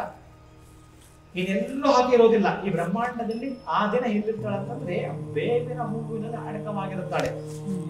ಅದಕ್ಕೆ ಇಲ್ಲೇನಂತಾನೆ, ಶತಾಯುರ್ವಜ್ರ ದೇಹಾಯ ಸರ್ವ ಸಂಪತ್ಕರಾಯ ಚ ಸರ್ವಾರಿಷ್ಟ ವಿನಾಶಾಯ ನಿಂಬಕಂ ದಳಭಕ್ಷಣಂ ಅಂತ ಹೇಳುತ್ತೆ ಪೌರಾಣಿಕ. ಏನದು? ಶತಾಯುರ್ ವಜ್ರ ದೇಹಾಯ, ನಮಗೆ 100 ವರ್ಷಗಳ ಕಾಲ ಅನೇಕವಾಗಿರ್ತಕ್ಕಂತಹ ವ್ಯಾಧಿಗಳಿಂದ, ರೋಗಗಳಿಂದ 100 ವರ್ಷಗಳು ಕೂಡ ಮಂಚದ ಮೇಲೆ ಮಲಗಿದ್ರೆ ಏನ್ ಪ್ರಯೋಜನ ಬಂತು? ಏನಕ್ಕಾದ್ರೂ ಮಲಗಿರ್ಬೇಕು ರೋಗಗಳಿಂದ? 100 ವರ್ಷ ಯಾಕಾದ್ರೂ ಬದುಕಿರ್ಬೇಕು? ಅದಕ್ಕೆ ಇಲ್ಲೇ ನಡೀತಾ ಇದೆ, ಶತಾಯುರ್ ವಜ್ರ ದೇಹಾಯ, 100 ವರ್ಷಗಳ ಕಾಲ ನಿನ್ನ ದೇಹ ವಜ್ರ ಕಾಯದಂತಿರಲಿ. ಅದಕ್ಕೆ ಏನ್ ಮಾಡಬೇಕು? ಏನೇನು ಹೇಳ್ತಾ ಇದೆ? ಆಗಿರಬೇಕು ಶತಾಯುರ್ ವಜ್ರ ದೇಹ ಸರ್ವ ಸಂಪತ್ಕರಾಯ ಚ. ಅದರ ಜೊತೆಗೆ ನಾನು ಹೇಳ್ತಾ ಇದ್ದೀನಲ್ಲ, ಈ ಬೇವನ ಹುಂದ್ರೆ ಬರೀ ಆರೋಗ್ಯ ಮಾತ್ರವಂತಲ್ಲ, ಸರ್ವ ಸಂಪತ್ಕರಾಯ ಚ, ಸರ್ವ ಸಂಪತ್ತುಗಳು ಅಭಿವೃದ್ಧಿ ಮಾಡಿಕೊಡ್ತಾಳೆ ಆಕೆ. ಅದಕ್ಕೆ ಬ್ರಾಹ್ಮಿ ಮುಹೂರ್ತ ನೈವೇದ್ಯ ಮಾಡಿದ್ದೆ ಆದ್ರೆ ಗುಡ್ ಹೆಲ್ತ್ ಅಂಡ್ ವೆಲ್ತ್, ಕಟ್ಟಿಟ್ಟ ಬುತ್ತಿ ಪಡೆದುಕೊಂಡಿರ್ತೀವಿ. ಅದಕ್ಕೆ ಆಕೆಗೆ ಬಹಳ ಇಷ್ಟ ಅಂತೆ ಈ ಹುಣಸೆ ಹಣ್ಣಿನ ಹುಳಿ, ಈ ಬೇವು, ಬೆಲ್ಲ, ಹಸುವಿನ ತುಪ್ಪ ಇಷ್ಟು ಹಾಕಿ ನಿವೇದನೆ ಮಾಡಿ ನೀವೇನಾದ್ರೂ ಸ್ವೀಕಾರ ಮಾಡ್ತೀನಿ ಅಂತಂದ್ರೆ ಸರ್ವಾರಿಷ್ಟ ವಿನಾಶಾಯ ನಿಂಬಕಂ ದಳಭಕ್ಷ. ನಿಂಬಕಂ ಅಂತಂದ್ರೆ ಆ ಹೂವು, ಬೇವಿನ ಹೂವು, ಆ ದಳಗಳನ್ನ ಸ್ವೀಕಾರ ಮಾಡತಕ್ಕಂತಹದ್ದು. ಸರ್ವ ಅರಿಷ್ಟಗಳೆಲ್ಲ ಕೂಡ ತೊಲಗತಕ್ಕಂತಹದ್ದಿರುತ್ತೆ. ಮೊದಲೇ ನಿನ್ನ ಕೃಷಿವಾಗಿರ್ತ ಶರೀರವೋ, ಅನಾರೋಗ್ಯದಿಂದ ಬೀಳಿರ್ತಕ್ಕಂಥ ದೇಹವೋ, ಅಥವಾ ಮುಂದೆ ಆರೋಗ್ಯ ಬರ್ತಕ್ಕಂತಹದ್ದು, ಅದು ಯಾವುದು ನಮಗೆ ಬರಬಾರದು. ನನ್ನ ಶರೀರವನ್ನ ವಜ್ರಕಾಯ ಮಾಡಿಕೊಡು. ನಾನ್ ಮಾಡ್ತಕ್ಕಂತಹ ಕೆಲಸದಲ್ಲಿ ಸಂಪತ್ತನ್ನ ಅಭಿವೃದ್ಧಿ ಮಾಡಿಕೊಡು. ನನ್ನ ಹಿಂದೆ ಹೇಗಿತ್ತು ಗೊತ್ತಿಲ್ಲ, ಮುಂದೆ ನನಗೆ ಅರಿಷ್ಟಗಳು ಬರಬಾರದು. ಅದು ಅರಿಷ್ಟ ನಿವಾರಣಾಯ ನಿಂಬಕಂ ದಳಭಕ್ಷಣೆ ಮಾಡುತ್ತೇನೆ. ಅದಕ್ಕಾಗಿ ನನಗೆ ಇವೆಲ್ಲವೂ ಕೊಡುತ್ತಾಮ ಅಂತ ಹೇಳಿ ಆ ಲಲಿತಾದೇವಿ ನಮಗೆ ಕೊಡತಕ್ಕಂತಹ ಒಂದು ಶುಭ ಸೂಚನೆ ಇದಾಗಿರುತ್ತೆ ಪೌರಾಣಿಕವಾಗಿ. ಏನು ಎಂದು ಹೇಳ್ತಾರೆ ಅಂತಂದ್ರೆ, ಯಮದಂಶ 2 ಸಲ ಹೊರಗೆ ಬರುತ್ತೆ ಅಂತ. ಆ ಒಂದು ವಸಂತ ಕಾಲ, ಇನ್ನೊಂದು ಶರತ್ ಕಾಲ. ಅದಕ್ಕೆ ದೇವಿ ನವರಾತ್ರಿ ಅಂತ ಮಾಡ್ತೀವಲ್ಲ, ಆ ನವರಾತ್ರಿ ಸಂದರ್ಭದಲ್ಲಿ, ಕಾರ್ತಿಕ ದೀಪೋತ್ಸವ ಮಾಡೋ ಸಂದರ್ಭದಲ್ಲೆಲ್ಲ ಕೂಡ ಈ ಬೆಟ್ಟದ ನೆಲ್ಲಿಕಾಯಿ, ಆ ಬೆಟ್ಟದ ನೆಲ್ಲಿಕಾಯಿ ಆವಾಹನೆ ಆಗ್ತಾಳೆ. ಇನ್ನು ಇಲ್ಲಿ ಬೇವು ಆವಾಹನೆ ಆಗ್ತಾಳೆ. ಅದಕ್ಕಾಗಿ ಆಕೆ ಎಲ್ಲಿ ಇರುತ್ತಾಳೋ ಅಲ್ಲಿ ನಿಮಗೆ ಯಮದಂಶ ಬಾರದು. ಯಮ ನಿಮ್ಮನ್ನ ಭಯಪಡಿಸಲಿಕ್ಕೆ ಸಾಧ್ಯವಿಲ್ಲ. ಅದಕ್ಕೆ ನಿಮಗೆ ಆಘಾತಗಳಾಗಲಿ, ಅಪಘಾತಗಳಾಗಲಿ, ಅಪಮೃತ್ಯುವಾಗಲಿ, ಅರಿಷ್ಟವಾಗಲಿ ಬರ್ಲಿಕ್ಕೆ ಸಾಧ್ಯವಿಲ್ಲ. ಅದಕ್ಕೆ ನಿಂಬಕಂ ದಳಭಕ್ಷಣಂ ಅಂತ ನಾವು ಸ್ವೀಕಾರ ಮಾಡಿದಾಗ ನಮ್ಮಲ್ಲಿ ಮನುಷ್ಯ ಅಂದ ಮೇಲೆ ಕೃತ್ಯಗಳು ಏನು ಮಾಡಿರ್ತಾನೆ ಗೊತ್ತಿಲ್ವಲ್ಲ, ಅಂತಹ ಪಾಪ ಕೃತ್ಯಗಳು ಏನು ಮಾಡಿರ್ತಾನೆ ಗೊತ್ತಿಲ್ವಲ್ಲ. ಅದಕ್ಕಾಗಿ ನಮಗೆ ಏನು ಬೇಕೋ ಅದನ್ನ ಕೊಡಬೇಕು ಅಂತಂದ್ರೆ ಅದಕ್ಕೆ ಹೇಳ್ತಾರೆ, ಈಗ ನೈವೇದ್ಯ ಮಾಡು ಅಂತ ಹೇಳ್ಬಿಟ್ಟ. ಶಾಸ್ತ್ರದಲ್ಲಿ ನೀನು ಅಷ್ಟೊತ್ತಿಗೆ ನೈವೇದ್ಯ ಮಾಡಬೇಕು ಬ್ರಾಹ್ಮಣ ಲಗ್ನದಲ್ಲಿ ಅಂತಂದ್ರೆ ನೀನು ಎದ್ದಿರ್ಬೇಕು. ನೀನು ಎದ್ದಿರ್ಬೇಕು ಅಂತಂದ್ರೆ ನೀನು ಸ್ನಾನ ಮಾಡಿರ್ಬೇಕು. ನೀನು ಸ್ನಾನ ಮಾಡಿರ್ಬೇಕು ಅಂತಂದ್ರೆ ಮೈಗೆ ಎಣ್ಣೆ ಹಚ್ಕೊಂಡಿರ್ಬೇಕು. ಮೈಗೆ ಎಣ್ಣೆ ಹಚ್ಕೋಬೇಕು ಅಂತಂದ್ರೆ ಮೊದಲಿರ್ಬೇಕು. ಅದಕ್ಕಾಗಿ ಎಷ್ಟೊತ್ತಿಗೆ ಎದ್ದು ನೀವು ತೀರ್ಮಾನ ಮಾಡ್ಕೊಳ್ಳಿ. ಹಾಗಾಗಿ 3 ಗಂಟೆಗೆ ಏನಾದರೂ ಎದ್ದು ನೀವು 3-3:30 ಈ ಅಭ್ಯಂಜನ ಸ್ನಾನವನ್ನ ಮಾಡಿಕೊಡುತ್ತಾ ದೇವರಿಗೆ, ನಮ್ಮ ಮಕ್ಕಳಿಗಾಗಿರ್ಬೋದು, ಒಂದು ದಿವಸ ಆದ್ರೂ ಬಹುಶಃ ಬೇರೆ ದಿನದಲ್ಲಿ ಜಾಬ್ ಹೋಗ್ತಾರೆ, ಓದ್ತಾರೆ, ಮತ್ತೊಂದು ಮಾಡ್ತಾರೆ ಗುರುಗಳೇ, ನಮ್ಮ ಮಕ್ಕಳು ಹೇಳಿದ ಮಾತು ಕೇಳಲ್ಲ ಅಂತಂದ್ರೆ 2 ಬಿಟ್ಟಾದ್ರೂ ಅವತ್ತು ನೀವು ಮಕ್ಕಳನ್ನ ಏನ್ ಮಾಡ್ಬೇಕು ಅಂತಂದ್ರೆ 3:30 ಹೆಬ್ಬಿಸಿದ್ರು ಕೂಡ ಎಣ್ಣೆ ಆವಾಗಲೇ ಹಚ್ಚೋದು 10 ನಿಮಿಷ ಅಷ್ಟೇ. ತುಂಬಾ ಹೊತ್ತು ಬಿಸಿಲು ಕುತ್ಕೋಬೇಕು ಅಂತ ಏನಿಲ್ಲ. ಅದಕ್ಕಾಗಿ ಅದಕ್ಕೆ ಅಲಕ್ಷ್ಮಿ ನಿವಾರಣಾರ್ಥ ಅಂತ ಹೇಳುತ್ತೆ ಪೌರಾಣಿಕವಾಗಿ. ನೀವು ಕೇಳಿದ ಪ್ರಕಾರ ಅಲಕ್ಷ್ಮಿ ನಿವಾರಣಾರ್ಥ ಅಂದ್ರೆ ಅವತ್ತು ತೈಲದಲ್ಲಿ ಮಹಾಲಕ್ಷ್ಮಿ ಅಡಕವಾಗ್ತಾಳೆ.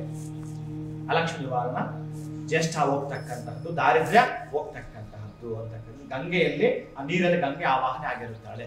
ಅದಕ್ಕಾಗಿ ಆ ಒಂದು ನೀರು ಕೂಡ ಆವತ್ತು ನೀವು ಸ್ವಲ್ಪ ಸಾಧ್ಯ ಆದ್ರೆ ಸ್ವಲ್ಪ ಅರಿಶಿನವನ್ನು ಹಾಕ್ತಕ್ಕಂಥದ್ದು, ಏಲಕ್ಕಿ ಆಗ್ತಕ್ಕಂಥದ್ದು, ಏಲಕ್ಕಿ ಪುಡಿಯನ್ನ ಒಂದಷ್ಟು ಉಪ್ಪು ಮಿಶ್ರಣ ಮಾಡ್ತಕ್ಕಂಥದ್ದನ್ನ, ಒಂದಷ್ಟು ನೀವು ಗೋಮೂತ್ರವನ್ನ ಮಾಡಿ ಸ್ನಾನ ಮಾಡತಕ್ಕಂಥದ್ದಾದ್ರೆ ಬಹಳ ಪುಷ್ಕಳವಾಗಿರತಕ್ಕಂಥದ್ದು. ಗೊತ್ತಿಲ್ಲ ನಮಗೆ ಯಾವ ಯಾವುದೋ ಕಂಟಕಗಳು ಮಾರಕಗಳು ಇದ್ದರೆ ಅದು ನಿವಾರಣೆ ಆಗ್ತಕ್ಕಂಥದ್ದು.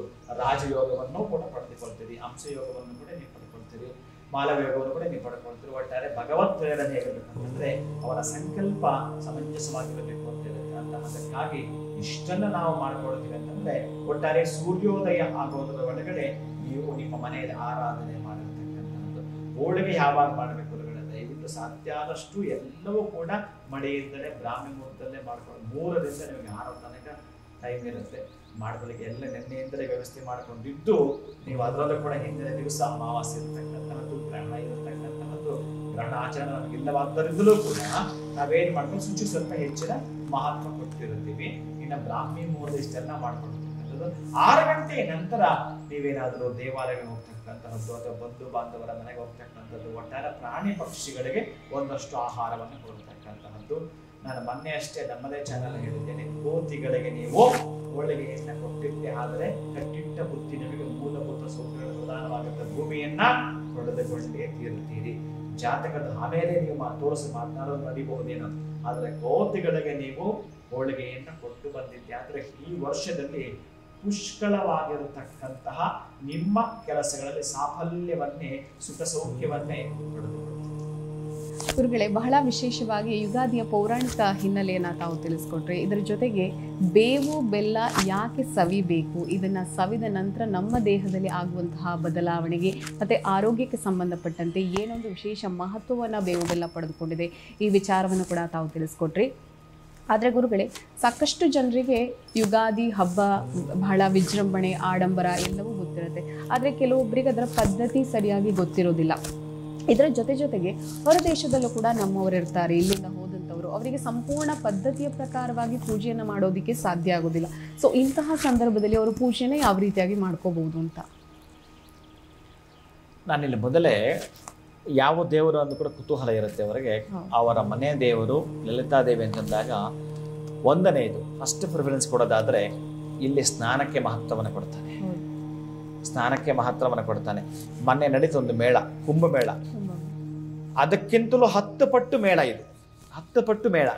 ಬ್ರಾಹ್ಮಿ ಮುಹೂರ್ತದಲ್ಲಿ ನೀವೇನಾದರೂ ಸ್ನಾನ ಮಾಡಿ ನಮಗೆ ಗೊತ್ತಿದ್ದಷ್ಟು ಏನು ಹೇಳ್ತಾನೆ ಅಂತಂದ್ರೆ ಶಾಸ್ತ್ರ ಸಮ್ಮತವಾಗಿರತಕ್ಕಂತಹದ್ದು, ಮನಸ್ಸು ಮಾತುಗಳೆರಡು ಒಂದೇ ಲೋಕದ ವಸ್ತು, ಮನವನ್ನರಳಿಸುವ ಕಲೆ ಮಾತಿಗುಂಟು, ನಮ್ಮ ಮಾತಿನಲ್ಲೇ ಅರ್ಚಿಸಿದರೆ ನಮ್ಮ ಮನಸ್ಸಿಗೂ ಹಿಗ್ಗುಂಟು, ಹಾಕಿಲೇಬೇಕು ಅಂತಹ ಭಕ್ತಿ ಅಂಟು. ಆ ಶ್ರದ್ಧೆ ಭಕ್ತಿಯಿಂದ ಮಾಡಿದಾಗ ಭಗವಂತ ತೃಪ್ತಿ ಪಡ್ತಾನಂತೆ. ನಿಮಗೆ ಯಾವ ಭಾಷೆ ಗೊತ್ತಿದೆಯೋ ಅದೇ ಭಾಷೆಯಲ್ಲಿ ಅವನನ್ನು ನಾವು ಎಚ್ಚರಿಸಿ ಮಾತಾಡ್ತಕ್ಕಂಥದ್ದು. ಈಗ ಪೂಜೆಗಳು ಅಂತ ಬಂದಾಗ ಯಾರೋ ಕೈಯಲ್ಲಿ, ಪುರೋಹಿತರ ಕೈಯಲ್ಲೋ ಅಥವಾ ಅರ್ಚಕರಲ್ಲಿ ಪೂಜೆ ಮಾಡಿಸ್ತಾರೆ.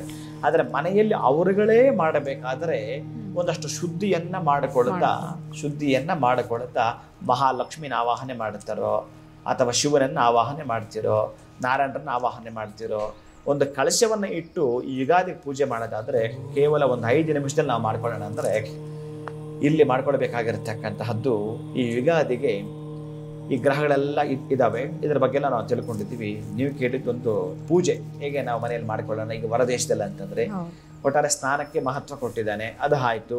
ಇನ್ನು ನೈವೇದ್ಯಕ್ಕೆ ಅದಕ್ಕಿಂತ 10ರಷ್ಟು ಮಹತ್ವ ಕೊಟ್ಟಿದ್ದಾನೆ, ಅದನ್ನು ಕೂಡ ನಾನು ಹೇಳಿದೆ. ಇನ್ನು ಹೋಳಿಗೆ ಅದೆಲ್ಲ ಕೂಡ ಇವ್ರಿಗೆ ಗೊತ್ತಿದೆ, ಅದನ್ನೆಲ್ಲ ಕೂಡ ಮಾಡಿಕೊಳ್ಳುತ್ತಾರೆ, ಅಭ್ಯಂತರವಿಲ್ಲ. ಆದರೆ ಒಂದು ಕಳಶವನ್ನು ಇಟ್ಟುಬಿಟ್ಟು ಓಂ ಭೂಹು ಭುವಃ ಸುವಃ ಭುರ್ಭುವಸ್ವಃ ಲಕ್ಷ್ಮೀನಾರಾಯಣ ಮಾವಾಹಯಾಮಿ ಸ್ಥಾಪಯಾಮಿ ಪೂಜಯಾಮಿ ಧೂಪ ದೀಪ ನೈವೇದ್ಯ ನೀರಾಜನಂ ಸಮರ್ಪಯಾಮಿ. ಇಷ್ಟಂದ್ರೂ ಕೂಡ ಸಾಕು. ಇನ್ನು ನೀವು ಒಂದು 10 ನಿಮಿಷ ನಮಗೆ ಸಮಯ ಇದೆ ಅಥವಾ ಇನ್ನೊಂದು ಅರ್ಧ ತಾಸು ನಮಗೆ ಸಮಯ ಇದೆ. ಎಲ್ಲ ಪೂರ್ಣವಾಗಿ ಅಲಂಕಾರ ಮಾಡಿ ಆದಮೇಲೆ ಅಮ್ಮನವರಿಗೆ ನೀವು ಸೀರೆ ಹುಟ್ಟಿಸಿದ್ದು, ತಾಯಿಗೆ ಅರಿಶಿನ ಕುಂಕುಮವನ್ನು ಇಟ್ಟಿದ್ದು, ಇದಕ್ಕೆಲ್ಲ ಒಂದೊಂದಕ್ಕೊಂದು ಮಂತ್ರ ಇದೆ.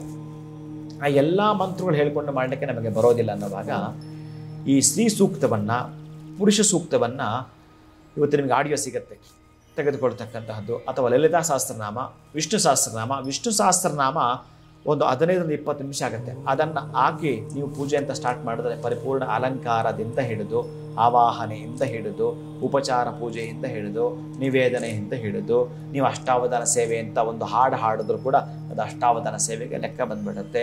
ಆ ಹೋಳಿಗೆಯನ್ನು ಸ್ವಲ್ಪ ನೀರು ಪ್ರೋಕ್ಷಣೆ ಮಾಡಬೇಕು. ಅಂದರೆ ಇಲ್ಲಿ ನೈವೇದ್ಯ ಅಂತ ಮಾಡುವಾಗ ಯಾವುದು ಅಂದರೆ ಮನೆಯಲ್ಲಿ ಮಾಡಿರ್ತಕ್ಕಂಥ ಅಷ್ಟೂ ಪದಾರ್ಥಗಳು ಏನು ಮಾಡ್ತೀವೋ ಶಾಕಾಹಾರಗಳು ಪ್ರೋಕ್ಷಣೆಗೆ ಒಳಪಟ್ಟಿರ್ತವೆ ಅಂತ. ಪ್ರೋಕ್ಷಣೆ ಮಾಡಿ ಒಂದಷ್ಟು ತುಳಸಿಯನ್ನಿಟ್ಟು ನೈವೇದ್ಯ ಮಾಡಿ ಮಂಗಳಾಶಾಸನವನ್ನು ಮಂಗಳಾರತಿಯನ್ನು ಮಾಡತಕ್ಕಂತಹದ್ದು ಇರುತ್ತೆ. ಆ ಮಂಗಳಾರತಿ ಮಾಡುವಾಗ ಬಹುಶಃ ನಾನು ಈ ಪೂಜೆಯನ್ನು ಮಾಡಿದ್ದೀನಿ, ನನ್ನ ಕುಟುಂಬ ಚೆನ್ನಾಗಿರಬೇಕು, ಅದನ್ನು ಹೇಳ್ಕೊಳ್ತಾರೆ. ನಿಮ್ಗೆ ಗೊತ್ತಿದೆ, ನಿಮ್ಮ ಮಕ್ಕಳದ್ದಾಗಿರಬಹುದು, ನಿಮ್ಮ ರಾಶಿ ಆಗಿರಬಹುದು, ನಿಮ್ಮ ನಕ್ಷತ್ರವಾಗಿರಬಹುದು, ಇವೆಲ್ಲ ಹೇಳ್ಕೊಳ್ತೀರಿ.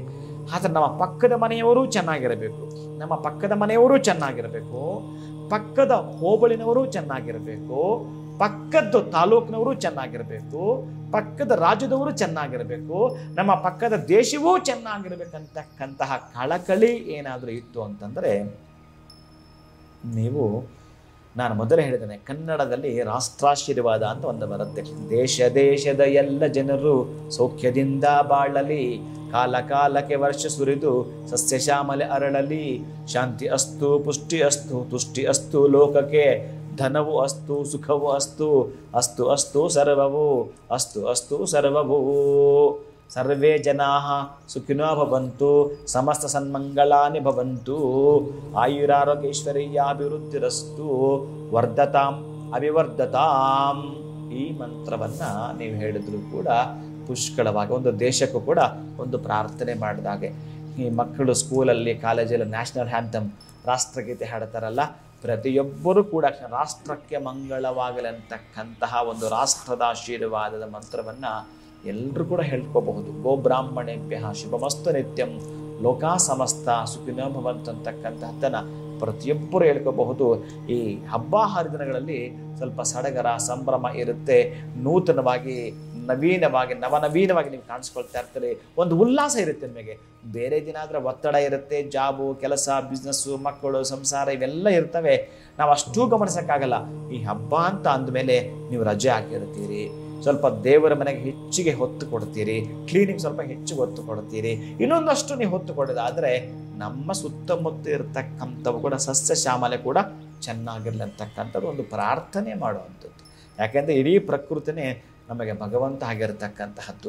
ಅಂತಹ ಪೌರಾಣಿಕ ನಮಗೆ ಏನೆಲ್ಲ ಕೂಡ ತೋರಿಸಿಕೊಟ್ಟಿದೆ ಅಂತಂದರೆ ನಮಗೆ ಗೊತ್ತಿದೆ, ನಾವು ತಿಳ್ಕೊಂಡಿದ್ದೀವಿ ಕೂಡ, ಎಲ್ಲ ಕೂಡ ಪರಿಪೂರ್ಣತೆಯಿಂದ ತಿಳಿದುಕೊಂಡಾಗಿದೆ. ನಾವು ಮನೆಯಲ್ಲಿ ಒಂದು ಕಳಶ ಇಡ್ತೀವಿ, 2 ದೀಪ ಇಡ್ತೀವಿ, ಒಂದು ಕಳಶ 2 ದೀಪ ಇಡ್ತೀವಿ, ಇನ್ನು ಪುಟ್ಟದಾಗ ಒಂದು ಗಣಪತಿನೋ ಒಂದು ಲಕ್ಷ್ಮಿನೋ ಅದನ್ನು ನಾವು ಮನೇಲಿ ಇಟ್ಕೊಂಡು ಮನೆಯಲ್ಲಿ ನಾವೇ ಅದಕ್ಕೆ ನೀರು ಹಾಕಿ ಸ್ನಾನ ಮಾಡಿಸ್ತೀವಿ. ಹಾಲು ಮೊಸರು ತುಪ್ಪ ಜೇನುತುಪ್ಪ ಎಲ್ಲ ಹಾಕಿ ಅಭಿಷೇಕ ಕೂಡ ಮನೇಲಿರ್ತಕ್ಕಂಥವರನ್ನೇ ನಾವುಗಳೇ ಮಾಡ್ಕೊಂಡ್ಬಿಡ್ತೀವಿ. ಗಂಟೆ ಕೂಡ ನೀವು ಹೊಡಿತೀರಿ, ಇನ್ನು ಧೂಪ ಊದುಬತ್ತಿ ಕೂಡ ತೋರಿಸ್ತೀರಿ, ಮಂಗಳಾರತಿ ಕೂಡ ಮಾಡ್ತೀರಿ, ಏನೋ ಅಷ್ಟು ಪೊಂಗಲ್ಲು ಹೋಳಿಗೆ ನೈವೇದ್ಯ ಮಾಡಿರ್ತೀರಿ, ಅದು ಕೂಡ ಮಾಡ್ಕೊಳ್ತೀರಿ. ಇಡೀ ಪ್ರಕೃತಿನೇ ಭಗವಂತ ಅಂದಮೇಲೆ ಈ ಪ್ರಕೃತಿ ಅನ್ನೋ ದೇವರಿಗೆ ಯಾರು ಸೇವೆ ಮಾಡಬೇಕು? ಯಾರು ಮಾಡ್ತಾರೆ? ಮನೆಯಲ್ಲಿ ನಾವು ಇದನ್ನು ಮಾಡ್ತೀವಿ. ಅದಕ್ಕೆ ಈ ಲಕ್ಷ್ಮಿ ಅಷ್ಟೋತ್ತರ ಓದುವಾಗ ಓಂ ಪ್ರಕೃತ್ಯೈ ನಮಃ, ಓಂ ವಿಕೃತ್ಯೈ ನಮಃ, ಓಂ ವಿದ್ಯಾಯೈ ನಮಃ, ಓಂ ಸರ್ವಭೂತಹಿತ ಪ್ರದಾಯೈ ನಮಃ. ಸರ್ವಭೂತಗಳು ಕೂಡ ಹಿತವಾಗಿರಬೇಕು ಅಂತ, ಈ ಭೂತಗಳು ಅಂತಂದರೆ 84 ಲಕ್ಷ ಜೀವರಾಶಿ ಕೂಡ ಹಿತವಾಗಿರಬೇಕು ಅಂತಕ್ಕಂಥ ಆ ಒಂದು ಮಹಾಲಕ್ಷ್ಮಿ ಅಷ್ಟೋತ್ತರದಲ್ಲಿ ಓಂ ಪ್ರಕೃತ್ಯೈ ನಮಃ ಅಂದರೆ ಈ ಪ್ರಕೃತಿ ಹೆಸರೇ ಮಹಾಲಕ್ಷ್ಮಿ ಅಂತ, ಸಂಪೂರ್ಣವಾಗಿ ಜಗತ್ತೇ ಮಹಾಲಕ್ಷ್ಮಿ ಅಂತ. ಇಲ್ಲಿ ನಾವು ಸ್ವಲ್ಪ ಗಮನಿಸಿದಾಗ ಪೌರಾಣಿಕ ಏನು ತೋರಿಸ್ಕೊಡುತ್ತೆ ಅಂತಕ್ಕಂಥದ್ದು. ಈಗ ನಾವು ಮನೆಯಲ್ಲಿ ಪುಟ್ಟದಾಗ ಇವೆಲ್ಲ ಮಾಡಿದ್ವಲ್ಲ, ಈ ಪ್ರಕೃತಿಗೆ ದೇವರು ಅಂದಾಗ ನೀವೇನೋ ಸಣ್ಣ ಲಕ್ಷ್ಮಿ ಇಟ್ಕೊಂಡು ಮಾಡಿದ್ರಿ ಅಭಿಷೇಕ, ಈ ಪ್ರಕೃತಿಗೆ ಯಾರು ಮಾಡಿಸ್ಬೇಕು ಸ್ನಾನ? ಯಾರು ಮಾಡೋರು ಯಾರು? ಆಗಾಗ ಬೀಳತಕ್ಕಂತಹ ಮಳೆ ಇದೆಯಲ್ಲ ಮಜ್ಜನ, ಅದೇ ಸ್ನಾನ. ನೀವೇನು ನಿತ್ಯ ಮಾಡ್ತೀರಾ? ನೀವು ಮಾಡಲ್ಲ, ಈ ಹಬ್ಬ ಹರಿದಿನಗಳಲ್ಲಿ ಮಾಡ್ತೀರಿ. ಅದಕ್ಕೆ ಮಳೆ ಕೂಡ ಆ ಮಳೆಗಾಲದಲ್ಲೇ ಬರ್ತಕ್ಕಂತಹದ್ದು ಕೂಡ ಇರುತ್ತೆ. ಇನ್ನು ನೀವು ಇಷ್ಟೆಲ್ಲ ಏನೇನು ಚಂದ ಮಾಡ್ತಿದ್ರಿ, ಎಷ್ಟು ಚೆನ್ನಾಗಿ ಅದಾದಮೇಲೆ ಒರೆಸ್ಬಿಟ್ಟು ನೀವು ಬಟ್ಟೆ ಎಲ್ಲ ಒರೆಸ್ತಕ್ಕಂತಹದ್ದು, ಈಗ ಈ ಯುಗಾದಿ ಹಬ್ಬದಂದು ಕಂಗೊಳಿಸ್ತಾಳೆ ನೋಡಿ. ನೀವು ಸಲ ಪ್ರಕೃತಿ ನೋಡಿ, ಆ ವನಸ್ಸು ಮೊದಲನ್ನ ಜೀವನ ವಿಕಸಿಸಿ ಅಂತ ಎಷ್ಟು ಚೆನ್ನಾಗಿ ವಿಕಸಿಸಿ ಆಗಿದೆ ಅಂತಂದರೆ ಅಷ್ಟೊಂದು ಚೆನ್ನಾಗಿ ನಮ್ಮ ಮುಂದೆ ಕಂಗೊಳಿಸ್ತಾರೆ. ಎಲ್ಲಿ ನೋಡಿದ್ರೆ ಅಲ್ಲಿ ಹಣ್ಣು ಹೂವು ಕಾಯಿ ಚಿಗುರು ಎಲೆ ಎಲ್ಲ ತುಂಬ ಚೆನ್ನಾಗಿ ನಮಗೆ ಅಂದವಾಗಿ ಕಾಣಿಸ್ತಾ ಇರುತ್ತೆ. ಅಂದರೆ ನೀವು ಹೇಗೆ ವಸ್ತ್ರವನ್ನು ಉಡಿಸಿದ್ರೆ ಪ್ರಕೃತಿ ಕೂಡ ಒಂದು ವಸ್ತ್ರವನ್ನು ಉಟ್ಕೊಂಡಿದ್ದಾಳೆ, ಎಷ್ಟು ಚೆನ್ನಾಗಿ ಕಾಣುತ್ತಾಳೆ ಅಂತಕ್ಕಂಥದ್ದು. ಒಮ್ಮೆ ನೀವು ಅದಕ್ಕೆ ಲಿಂಕ್ ಕೊಟ್ಕೊಂಡು ಯೋಚನೆ ಮಾಡ್ತಾ ಹೋಗಿ ಹೇಗಿರುತ್ತೆ ಅಂತಕ್ಕಂಥದ್ದು. ಇಲ್ಲಿ ನೀವು ಇನ್ನು ಗಂಟೆ ಹೊಡೆದ್ರಲ್ಲ, ಈ ಪ್ರಕೃತಿ ಗಂಟೆ ಯಾವುದು? ಗುಡುಗು ಬರುತ್ತಲ್ಲ, ಅದು ಗಂಟೆ ಶಬ್ದ. ನೀವು ಮಂಗಳಾರತಿ ಮಾಡಿದ್ರಲ್ಲ, ಮಿಂಚು ಬರುತ್ತಲ್ಲ ಪ್ರಕೃತಿಗೆ ಮಂಗಳಾರತಿ ಆಗ್ತಕ್ಕಂಥದ್ದು.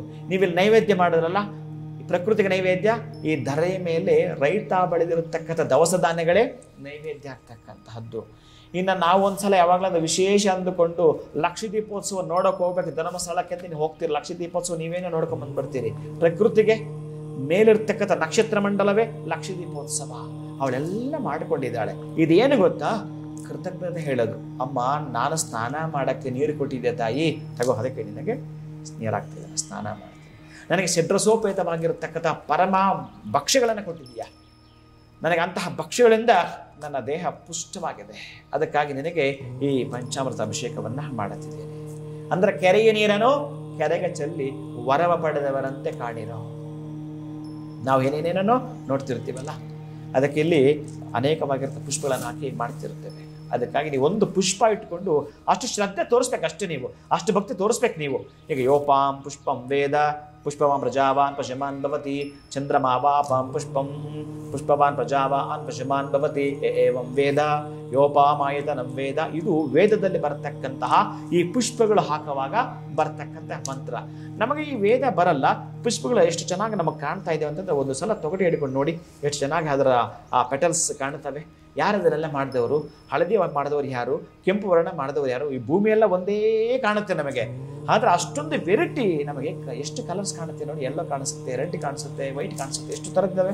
ಅವೆಲ್ಲ ಮಾಡ್ಕೊತಾಳೆ ಆಕೆ. ನಮಗೆ ಮಾಡಿಕೊಟ್ಟಿದ್ದನ್ನ ಆಕೆಗೆ ಅರ್ಪಣೆ ಮಾಡ್ತಕ್ಕಂಥದ್ದು ಅಷ್ಟೇ. ಅದಕ್ಕೆ ನಾವು ಅವಾಗಲೂ ಒಂದು ಮಂತ್ರವನ್ನು ಹೇಳ್ಕೊಡ್ತೀವಿ, ಮಾಡ್ಕೊಳ್ತೀವಿ ನಮ್ಗೆ ಸಾಧ್ಯ ಆದರೆ. ಅಂತಹದ್ದೇ ವಿಶೇಷವಾಗಿರತಕ್ಕಂತಹದ್ದು. ಗುಂಡು ಮಲ್ಲಿಗೆ ಕೆಂಡ ಸಂಪಿಗೆ ಸೇರಿ ಮಾಲೆಯ ಕಟ್ಟಿದೆ, ಕೃಪೆಯ ಮಾಡಿ ಧರಿಸು ದೇವಿ, ಜನ್ಮ ಸಾರ್ಥಕವಾಯಿತು, ಪತ್ರ ಪುಷ್ಪ ಇಂದ ಅರ್ಚಿಸುವೆ, ಮುಕ್ತಿ ಮಾರ್ಗವ ಫಲವದು, ಮುಕ್ತಿ ಮಾರ್ಗದ ಫಲವದು. ಹೀಗೆ ನೀವು ಏನು ಹೇಳಿಕೊಂಡ್ರೂ ಕೂಡ ಸಾಧ್ಯವಿದೆ, ಏನು ಹೇಳಿಕೊಂಡ್ರೂ ಕೂಡ ಸಾಧ್ಯವಿದೆ. ಅದಕ್ಕಾಗಿ ಭಕ್ತಿ ಮುಖ್ಯವಾಗ್ತಕ್ಕಂಥದ್ದು, ಭಾವನೆ ಸಾಕಾರಿಯಾಗ್ತಕ್ಕಂಥದ್ದು. ಅದಕ್ಕಾಗಿ ಶ್ರದ್ಧೆ ಭಕ್ತಿಯಿಂದ ನೀವು ಮಾಡಿದಾಗ ಯಾಕಶ್ಚಿತ್ ನಿಮ್ಮ ಫಲಗಳು ಖಚಿತ ಖಂಡಿತ ನಮಗೆ ಸಿಕ್ಕೇ ಸಿಗ್ಬೇಕಾಗ್ತವೆ. ಯಾಕೆ ಸಿಗ್ಬೇಕು ಅಂತಂದ್ರೆ ಅಷ್ಟೊಂದು ಮೊದಲೇ ಹೇಳ್ತಾನೆ ಶ್ರದ್ಧೆ ಭಕ್ತಿ ಅಂತಲೇ ಹೇಳ್ತಾರೆ. ಅಂತಹ ಶ್ರದ್ಧೆ ಭಕ್ತಿ ನಾವೆಷ್ಟು ಮಾಡಿದ್ರು ಕೂಡ ನಮಗೆ ತುಂಬಾ ಕಷ್ಟಗಳು, ತುಂಬಾ ನೋವುಗಳು, ತುಂಬಾ ದುಃಖಗಳಂತ ನಾವು ಹೇಳ್ತಾನೆ ಇರ್ತೀವಿ.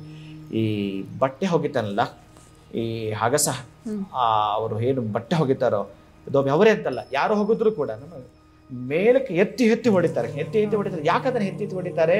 ಹಾಗೇ ಮಾಡಿದ್ರೆ ಕೊಳೆ ಹೋಗುತ್ತೇನೋ? ಹೋಗೋದಿಲ್ಲ. ಮೇಲಕ್ಕೆ ಯಾಕೆ ಎತ್ತಿ ಹೊಡಿತಾರೆ ಅಂತಂದ್ರೆ ಅದಿರ್ತಕ್ಕಂಥ ಕೊಳೆ ಹೋಗ್ಬೇಕು ಅಂತ. ನಿನ್ನ ಮೇಲೆ ದ್ವೇಷಕ್ಕಲ್ಲ, ಅಥವಾ ಆ ಬಟ್ಟೆ ಮೇಲೆ ದ್ವೇಷಕ್ಕಲ್ಲ ಅವನು ಮಾಡಿದ್ದು, ಹಾಗೆ ಕೊಳೆ ಹೋಗ್ಲಿಕ್ಕೆ. ಹಾಗೆ ಭಗವಂತ ನಿನ್ನ ಕಷ್ಟ ಕೊಟ್ಟು ನಿನ್ನ ಮೇಲೆ ದ್ವೇಷಕ್ಕಂತಲ್ಲ, ನೀನು ಶುಭ್ರನಾಗ್ಲಿಕ್ಕೆ, ನೀನು ಶುಚಿಯಾಗಲಿಕ್ಕೆ, ನೀನು ಯಾವುದೋ ಭ್ರಷ್ಟಾಚಾರ ಅನಾಚಾರ ಮತ್ತೊಂದು ಮಾಡಬಾರ್ದು ಅಂತ ನಿನಗೆ ಆವಾಗ ಕಷ್ಟವನ್ನು ಕೊಡುತ್ತಿರ್ತಾನೆ. ಅಂತಹ ಕಷ್ಟ ಕೋಟಲೆಗಳಿಂದ ಹೊರಗೆ ಬರ್ತಾ ಇಂತಹ ಹಬ್ಬ ಹರಿದಿನಗಳಲ್ಲಿ ನಾವು ಅವರಿಗೆ ಹತ್ತಿರವಾದಾಗ ಸುಭೀಕ್ಷದ ಫಲವನ್ನ, ಸಂತುಷ್ಟದ ಫಲವನ್ನ ನಮಗೆ ಆ ಭಗವನ್ ನಿಯಾಮಕ ಕೊಡ್ತಾನೆ. ಸರಿ ಗುರುಗಳೇ, ಬಹಳ ವಿಶೇಷವಾಗಿ ಯುಗಾದಿಯ ವಿಶೇಷ ಮಹತ್ವ, ಅದರಲ್ಲೂ ಪ್ರಮುಖವಾಗಿ ಯುಗಾದಿಯ ದಿನದಂದು ಪಂಚಾಂಗ ಶ್ರವಣ ಕೇಳಿದ್ದು ಇನ್ನಷ್ಟು ವಿಶೇಷವಾಗಿತ್ತು. ಇದರ ಜೊತೆಗೆ ಏನಿದೆ ಒಂದು ಒಳಿತು ಕೆಡುಕುಗಳಿರ್ಬೋದು, ಈ 12 ರಾಶಿಗಳು ಯಾವ ರೀತಿಯಾಗಿ ತಮ್ಮ ಜೀವನವನ್ನು ಈ ವರ್ಷ ಹೇಗೆ ನಡೆಸ್ಕೊಂಡು ಹೋಗಬೇಕು ಅನ್ನುವಂತಹ ವಿಚಾರವನ್ನು ತಿಳಿಸಿಕೊಟ್ರಿ. ಜೊತೆಗೆ ಹಬ್ಬದ ವಿಶೇಷತೆ ಏನು, ಪೌರಾಣಿಕ ಹಿನ್ನೆಲೆ ಏನು, ಪೂಜೆಯನ್ನು ಯಾವ ರೀತಿಯಾಗಿ ವಿಧಿವಿಧಾನವಾಗಿ ಮಾಡ್ಕೋಬೇಕು, ಸ್ನಾನ ಮಾಡೋದಕ್ಕೆ ಯಾಕೆ ಅಷ್ಟೊಂದು ಮಹತ್ವ ಇದೆ, ಜೊತೆಗೆ ಹೊರದೇಶದಲ್ಲಿ ಇರುವಂತಹವರು ಕೂಡ ಪೂಜೆಯ ಪದ್ಧತಿಯನ್ನು ಹೇಗೆ ಸಣ್ಣದಾಗಿ ಚೊಕ್ಕದಾಗಿ ಮಾಡ್ಕೋಬಹುದು, ಸಾಕಷ್ಟು ವಿಚಾರಗಳನ್ನು ತಾವು ತಿಳಿಸ್ಕೊಟ್ರಿ ಈ ಒಂದು ವಿಶೇಷ ಕಾರ್ಯಕ್ರಮದಲ್ಲಿ. ಹಾಗಾಗಿ ಕಾರ್ಯಕ್ರಮದಲ್ಲಿ ಭಾಗಿಯಾಗಿದ್ದಕ್ಕಾಗಿ ಹೃತ್ಪೂರ್ವಕ ಧನ್ಯವಾದಗಳು ಗುರುಗಳೇ. ಹರೇ ಶ್ರೀನಿವಾಸ. ವೀಕ್ಷಕರೇ, ನೋಡೋದ್ರಲ್ಲ ಇವತ್ತಿನ ಈ ಒಂದು ವಿಶೇಷ ಕಾರ್ಯಕ್ರಮ, ಯುಗಾದಿ ಹಬ್ಬದ ಸಡಗರ ಸಂಭ್ರಮ ಯಾವ ರೀತಿಯಾಗಿರುತ್ತೆ, ಯಾವ ರೀತಿಯಾಗಿ ಒಂದು ಆಚರಣೆಯನ್ನು ಮಾಡ್ಕೋಬೇಕು, ಹೇಗೆ ಪದ್ಧತಿಯನ್ನು ನಾವು ಪುನರಾವರ್ತನೆಯನ್ನು ಮಾಡ್ಕೋಬೇಕು. ಪ್ರತಿ ವರ್ಷ ಯುಗಾದಿ ಅಂದರೆ ಹಲವಾರು ಬದಲಾವಣೆಗಳಿರುತ್ತೆ. ಆ ಒಂದು ಬದಲಾವಣೆಗಳಿಗೆ ತಕ್ಕನಾಗಿ ನಾವು ಪೂಜಾ ಪದ್ಧತಿಯನ್ನು ಮಾಡ್ತಾ ಹೋಗಬೇಕು ಅಂತ ಹೇಳ್ತಾ, ಈ ಒಂದು ಯುಗಾದಿ ನಮಗೆ ಹಾಗೂ ನಿಮಗೆಲ್ಲರಿಗೂ ಒಳಿತನ್ನು ಮಾಡಲಿ ಅಂತ ಆಶಿಸ್ತಾ ಈ ಕಾರ್ಯಕ್ರಮವನ್ನು ಮುಗಿಸ್ತಾ ಇದ್ದೀನಿ. ನಮಸ್ಕಾರ.